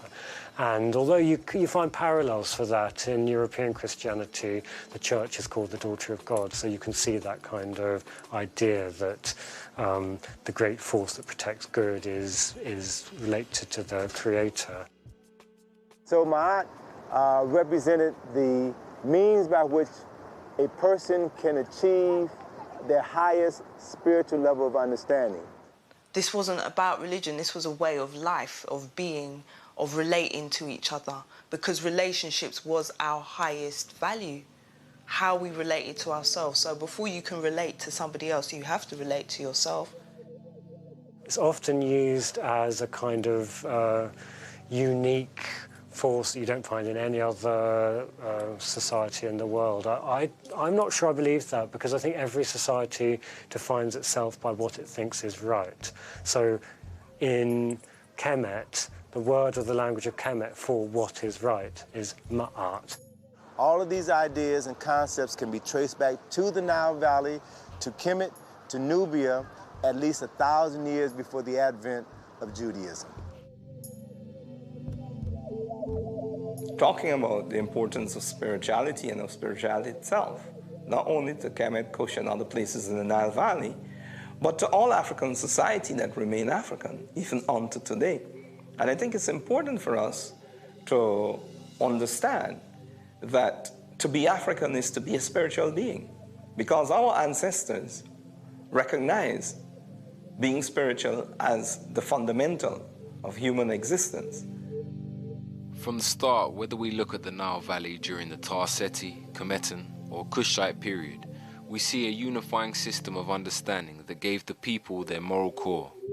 An understanding that may have changed slightly from generation to generation, but a knowledge of a divine force greater than themselves continued to be at the center of their civilization.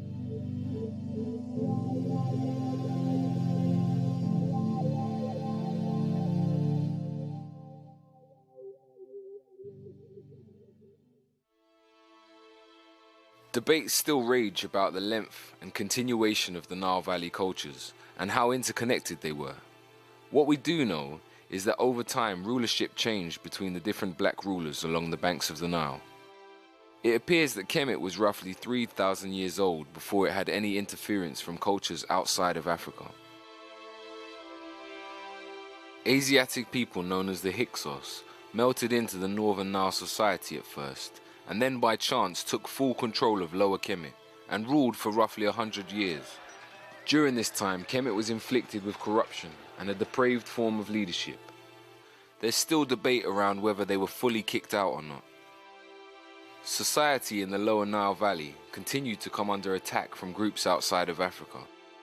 When the Assyrians took over Kemet, they attempted to separate Egypt or Kemet from Nubia. Now, this was a hard thing to do since both sets of people were entwined. Their families, their culture, their religion was part of the same culture and religion. In about 1,000 years BC, the Nubians moved in and took full control of Lower Kemet, bringing the whole region under Kushite protection. When Kemet got into difficulties, it was the Nubians from the south who came from the south to the north to rescue Kemet. The Kushites, they decided to go into Egypt and to take control of the situation, to sort things out, to restore traditions, to restore religion, to restore law and order, and to basically remind the people in Egypt who they really were. They were trying to retake Kemet because Kemet was theirs. It was their bloodline. They were not foreign invaders. They were individuals who were part of the original bloodline, attempting to retake the bloodline and the land which was once their own. So that line of 7 or 8 Nubian kings was an attempt to give an African renaissance, to return Kemet back to African hands after the Assyrians were attempting to cut off Kemet from the Sudan or cut off Kemet from Nubia. During the period of Kushite rule in Egypt, the way they administered that country was quite interesting. What would happen is the male pharaohs would then rule from the city of Napata.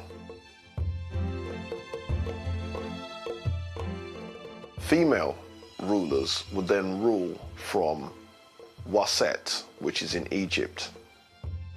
In Africa, women didn't rule and men didn't rule. Men and women ruled equally. It was a co-rulership with different functions, where the woman was fully vested and the man was fully vested. And what I find interesting and very attractive about this civilization is the fact that women could actually rule in their own right. So they didn't have to be, rulers because they were waiting for a boy king to grow up, or they weren't ruling behind the scenes while, the guy was the king and he was the official ruler. They actually ruled in and of themselves.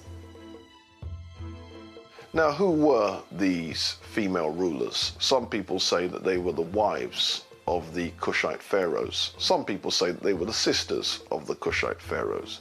Whichever be the case, they formed a parallel dynasty, and that dynasty would be aunt being succeeded by her niece, and that kind of line.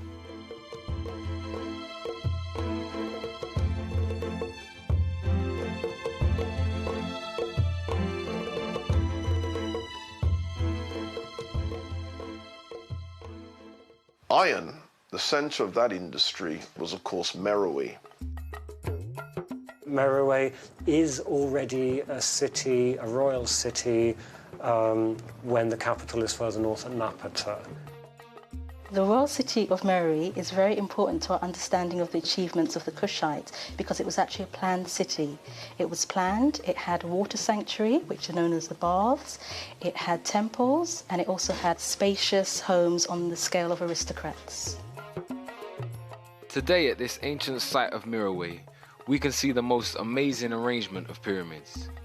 Here, like in other parts of the Nile Valley, it's still debated whether the pyramids were used just for burials or if they were astrological markers and places for holy rituals. The city of Meroe dates back to about the 10th century BC, although this is controversial. If one looks at some of the older writers writing in the 19th century, they argue that Meroe is so old that it even predates ancient Egypt. But let's get with the conservative dates, 10th century BC. Scholars who have been to Meroe have all pointed out the same thing, the huge amounts of iron slag. Meroe was a massive industrial center of antiquity and clearly a major center of iron production. As a production center, it's long before the Industrial Revolution, but in a certain way it's an industrial city. In fact, the early explorers call it Birmingham of Africa. Now, why the Birmingham of Africa? Well, Birmingham, back in the day, was the center of England's iron working industry. As an industrial centre, it was very, very important. The main thing that people think about when they talk about Meroe is iron. There was iron production there. Some people have even said they had steel production. In this area, it was rich in iron ore, so it allowed Meroe to develop not just as a major political and, with Amun Temple, religious center, but also as a major industrial center, which perhaps traded with countries elsewhere. There are reports that the Kingdom of Kush had trade routes going as far as India, and that many Nubians settled there, creating an area called Indus Kush. That makes you look at how people inside Meroe related to one another and to the outside world in a new way.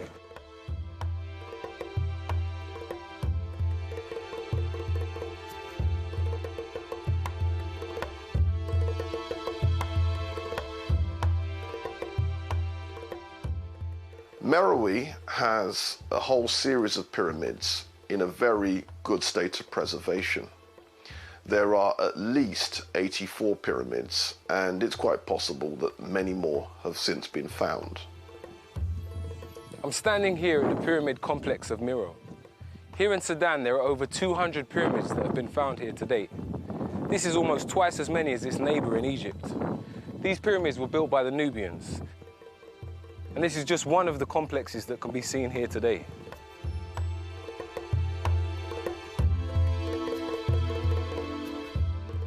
Gold and iron were two most important trading products in Kush.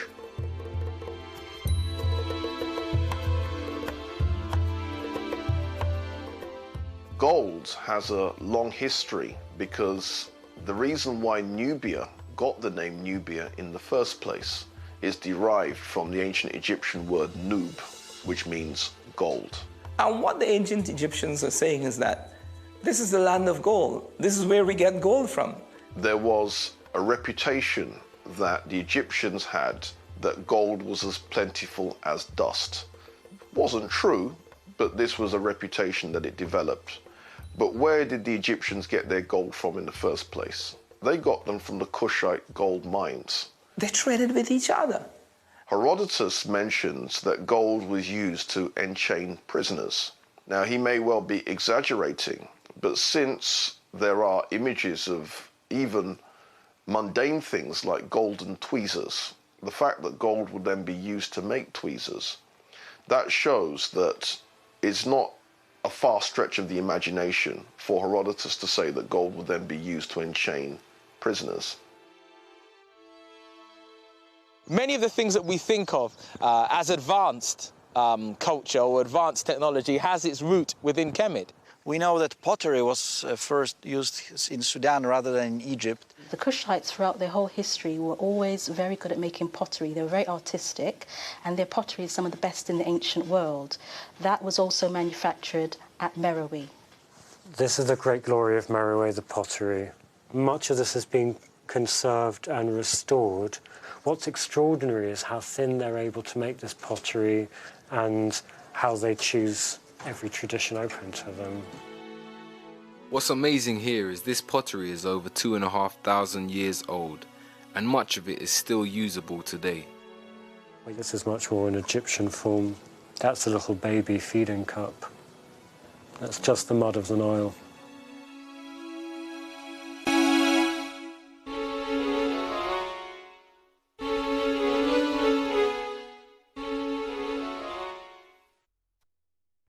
Now, the last ruler, Shepenupet II, was on the throne when the Assyrians conquered Egypt. They made their conquest in 663 BC. When the last of the Nubian kings, Tawentameni, fought his last conflict with Ashurbanipal, who was the Assyrian king in 664 BCE, we see Kemet being split from the African world, or an attempt to split Kemet from the African world.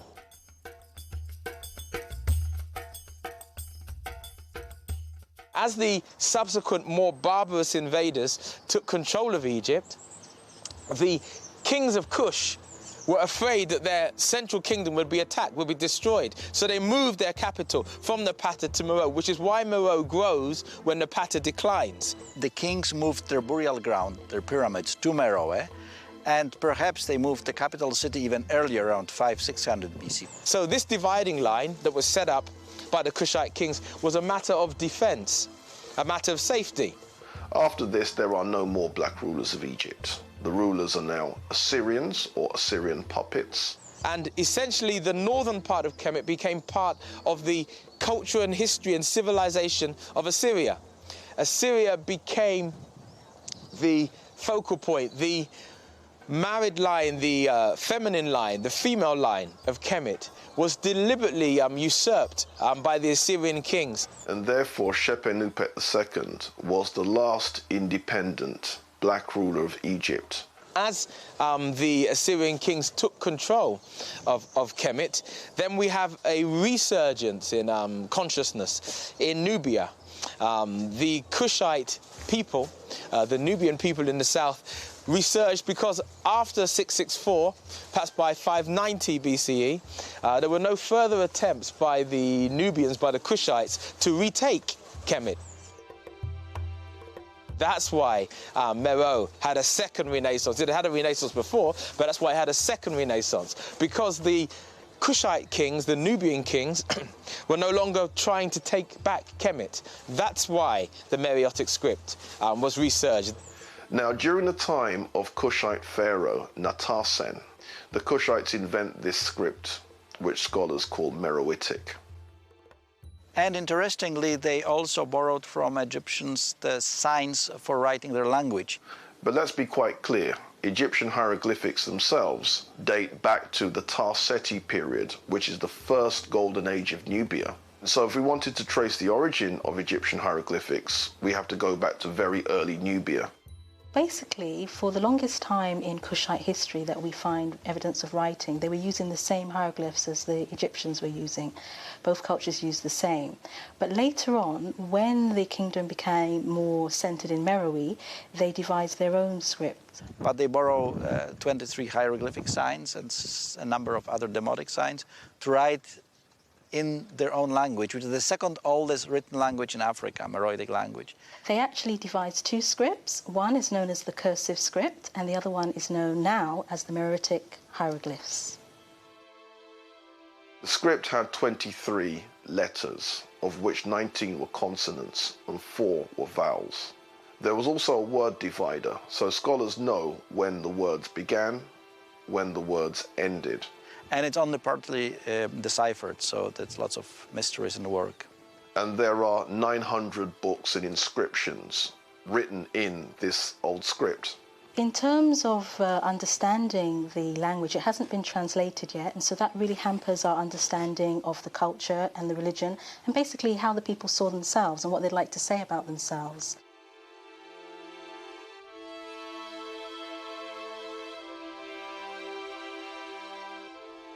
There are a couple of people who are trying to decipher the language, and one of the ways that they wanted to do it was to speak to people who today speak what may have been a related language. Time is running out because a lot of the languages of Africa are not spoken by more than literally sometimes a dozen people.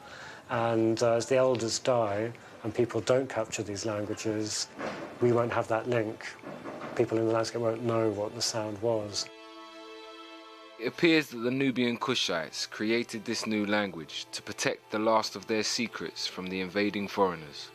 In doing so, they created a greater divide between them and their lost gem of the Nile Valley, Egypt. Then Egypt is conquered by the Persians in 525 BC. The Persian kings, like Cambyses, a ruthless and genocidal ruler who took over Persian rulership and then took over rulership in Kemet. This Cambyses attempted to invade Nubia and failed. His army died in the Nubian desert. That which was left was destroyed by the Nubian bows. If you don't know, then you should know that the Nubians were famous for having the longbow. Even before the 14th century Englishman said he created a longbow. I don't know how he came out with creating the English longbow. The longbow was the famous weapon of choice for the Nubian, the Kushite warriors. Then it's conquered by the Greeks in 332 BC.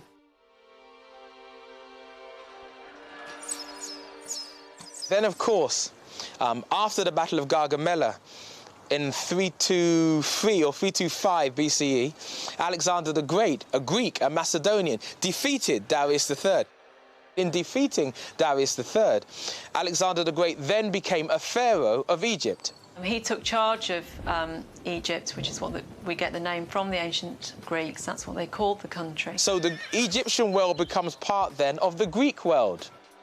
And following his death, when his kingdom, which was so big it had to be divided up amongst his generals, a general called Ptolemy took charge of Egypt, and initially as a satrap, as an official who was ruling there, and then later as a king. The Macedonian rulerships, Ptolemy, etc., was a Macedonian Greek general, married into the Egyptian bloodline. Married into the female Egyptian bloodline, producing Egyptians who are Greek and Egyptian at the same time and facing towards Greece. And he founded really the last resident dynasty of pharaohs. So then Egypt then became even more divorced. And then, of course, there is the classic story. Whether or not there is historical accuracy to it is another matter, although we do have references to it of Alexander's attempt to invade Nubia and the Candace Amerinus with elephants and warriors preventing him from invading Nubia. We have that recorded under several Greek scholars. The Macedonian rulers of Egypt did not conquer Nubia. Nubia remained essentially intact. The Greeks had had a lot of contact with Kemet, and they saw Kemet as a place where they would go to learn. So many of the famous Greek philosophers, mathematicians, scientists, playwrights, all went to Egypt to actually learn from the Egyptian priests. The Greek rulership did not affect the religious systems in the same way that Christianity and Islam did. The Romans started to interfere with Egypt about 100 BC. And that was because this Ptolemaic dynasty, the dynasty Cleopatra was the last ruler of that dynasty, had started to have a lot of dynastic feuds. So brothers and sisters had been sort of arguing and vying for the throne. One person would be exiled, somebody else would take control. And the Romans were starting to become increasingly powerful, and quite often the ruler who'd been exiled would actually run to the Romans and ask them to put them back on the throne. Then it's conquered by the Romans in 30 BC. For the Greeks and Romans, the Egyptians were Africans, and when you get depictions of Egyptians, they're always shown people with black skin, afro hair, sort of small noses, broad faces, full mouths. So they actually sort of have a caricature almost of what they see as an Egyptian. And the Greeks often confused Egypt with Ethiopia, so they'll quite often call the Egyptians Ethiopians.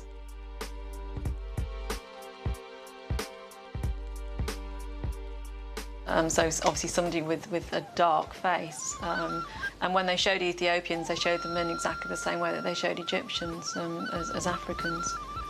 So there was no question at all that Egypt was an African country.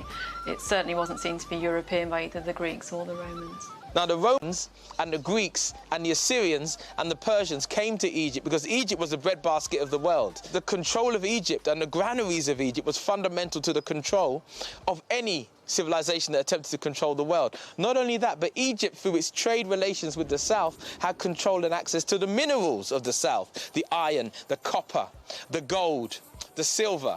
The Roman system of coinage was based on gold and silver. Therefore, they needed access to the mines of the South. So the control of Egypt was fundamental in getting the trade from the gold and silver from the South to the North. So therefore, the control of Egypt was fundamental. Egypt was the most wealthy nation in the world, and it remained so through Assyrian, Persian, Greek, or Roman rulership. Egypt still was the most wealthy, not just in terms of gold and silver, which was, you know, tenuous in terms of its commodity value, but in terms of grain, wheat. Rome as a civilization, like the Greek civilization, did not produce enough food to sustain itself.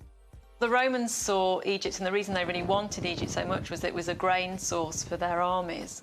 When Kemet was invaded by the Greeks and the Romans, they effectively ruined the country. They used it not for itself, they used it for their own country. So, for example, when the Romans were ruling in Kemet, they took all the grain from there and sent it to Rome as dole for their people, because the Romans had a dole system where they would give people bread to keep them quiet. That was their dole. And all the grain that made that bread came from Kemet. So basically they ruined the country completely. But they also traded things like animals, obviously for their gladiatorial fights. A lot of the African animals were shipped over to Rome because the Romans saw Egypt as this sort of exotic and interesting, sort of another world almost. It wasn't just another country, it was a completely different world to the one that they were used to. So when you overexploit a country like that and you take all of its resources and you use it for another country, obviously there's going to be nothing left for that country. And over time, Egypt became poorer and poorer, and I feel that this ultimately led to the final downfall. So the relationship between Egypt and Rome was fundamental in Roman survival. Not in Egyptian survival, in Roman survival. I think Egypt was crucial to Rome's development, both from a political point of view in that it gave it a very important, a very wealthy territory, but also because a lot of people in Rome became very interested in Egyptian religion and Egyptian cults. And also, they must have been learning from people in Egypt, as the Greeks had learned from people in Egypt. So I think that Egypt was actually very important for Rome, certainly Rome's early development. But all of this means, of course, that Egypt is getting more cut off from its neighbour from the south. It sees its relationship as being north. Its connections are northward, not southwards. It sees the south as a trade route, a source of supplies and minerals and grain. And we see further connections between the royalty, the royal families, the political people of Egypt, and we see with the south, because the south has cut itself off and it's been cut off. Now, the conquests of Egypt changed the population. And so Egypt was already moving into an Afro-Asian direction.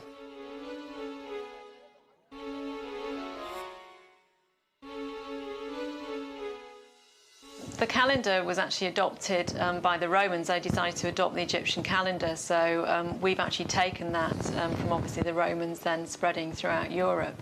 So actually Rome's quite a key and important player in us today learning about ancient Egypt, because it adopted so many different parts of its knowledge and culture and was very, very keen to promote it.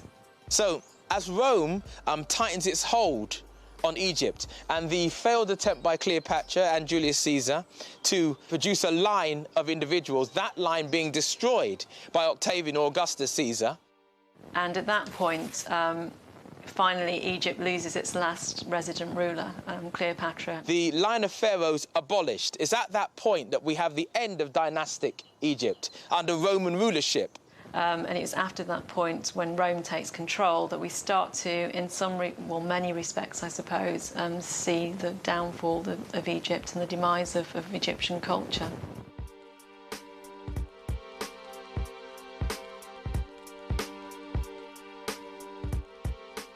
Meanwhile, in Kush, the pharaonic culture continues. One of the great things about the Sudanese Meroitic Kingdom, they're one of these kingdoms that keep the Romans out. It's one of the kingdoms that the Roman Empire tried to conquer and failed to conquer. I think also the further south that the Romans went, obviously, the further away they're going from the Mediterranean and from Europe, and so arguably the more difficult that would become for them.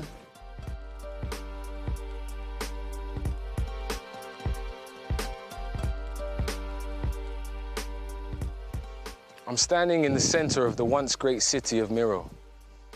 Behind me is a temple dedicated to Amun. Excavations done here in the 90s reveal temples with walls and statues covered with gold leaf, a remnant of Merowe's immense gold trade. At the heart of this ancient city, we find the remains of its spiritual center.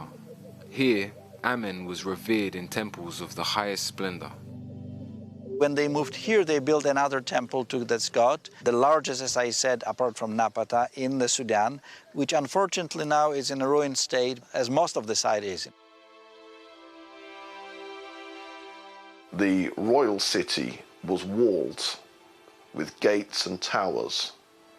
And one of the old sources makes it clear that the population of Meroe supported at least 200,000 soldiers and 4,000 artisans. And that would give us some kind of indication of what scale of city that we're talking about.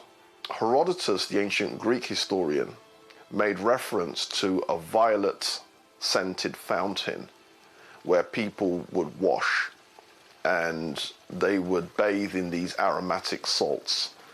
And the Liverpool expedition at the beginning of the 20th century excavated in Meroe and found that Herodotus was probably talking about this bath that shares affinities with the Roman bath.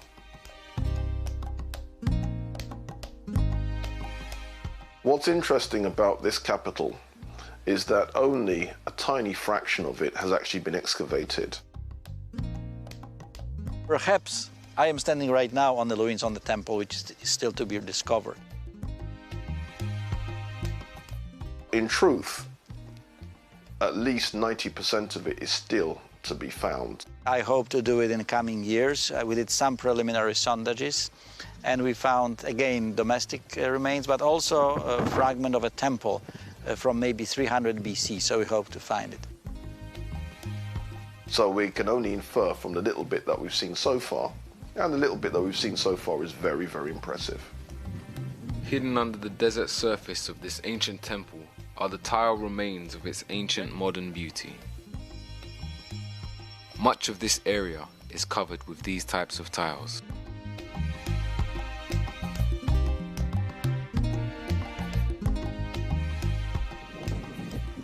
The modern-day neglect of these temples is only equaled by the invading nations that came in and replaced religions and took over the land of these areas. The Nubian and Kushite culture began to slowly decline as the invading nations took control of the surrounding areas. As Rome became Christian, it began to spread its New World religion throughout its empire, taking religious control of the Nile Valley. For the essential part, Kush remained essentially unchristianized. However, on the eastern side of Sudan, in a place called Aksum, they created a Coptic religious system. This Coptic religious system, though essentially African, had a different philosophical base to it than that which had been there present, and a different thinking process to that which had been there present. The last of the Kushite pyramids is around 300 and something AD. And so it would seem that the last burials of the Kushites coincides with the punishing of the Red and the Black Noba by Emperor Ezana of Aksum. This Aksumite kingdom was the kingdom that in 320 AD, CE, was the kingdom that eventually conquered Kush. The end of Kush brought the end of roughly 5,000 years of royal culture in the Nubian lands of the Nile Valley. So as we look back over this ancient world, we can say that the ancient Africans of the Nile Valley had a civilization that lasted longer than the society we are part of today. At its peak, it had reached a great level of spiritual, social, economic, and structural development. This was a civilization of religion, astrology, medicine, philosophy, architecture, art, engineering, mathematics, and much of what was passed down to us from the Greeks and Romans actually came from the legacy of the Africans of the Nile Valley.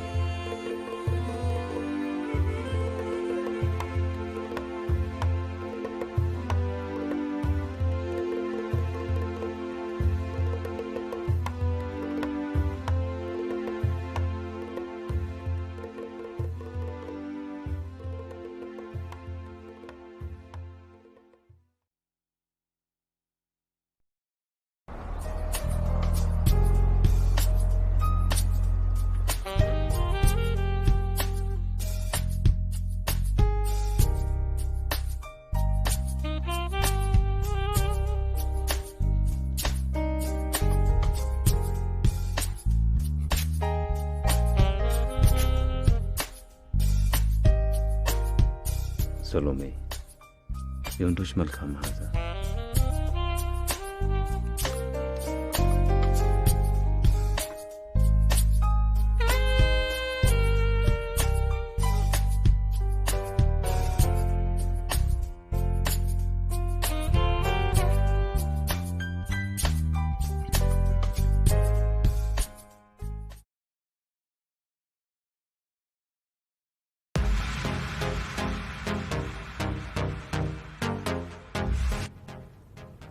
Hello, I'm Salome. Welcome to Salome Styles. I'm your host and producer, and we'll be bringing you the latest in fashion and the designers who create them. Let's start on the runway.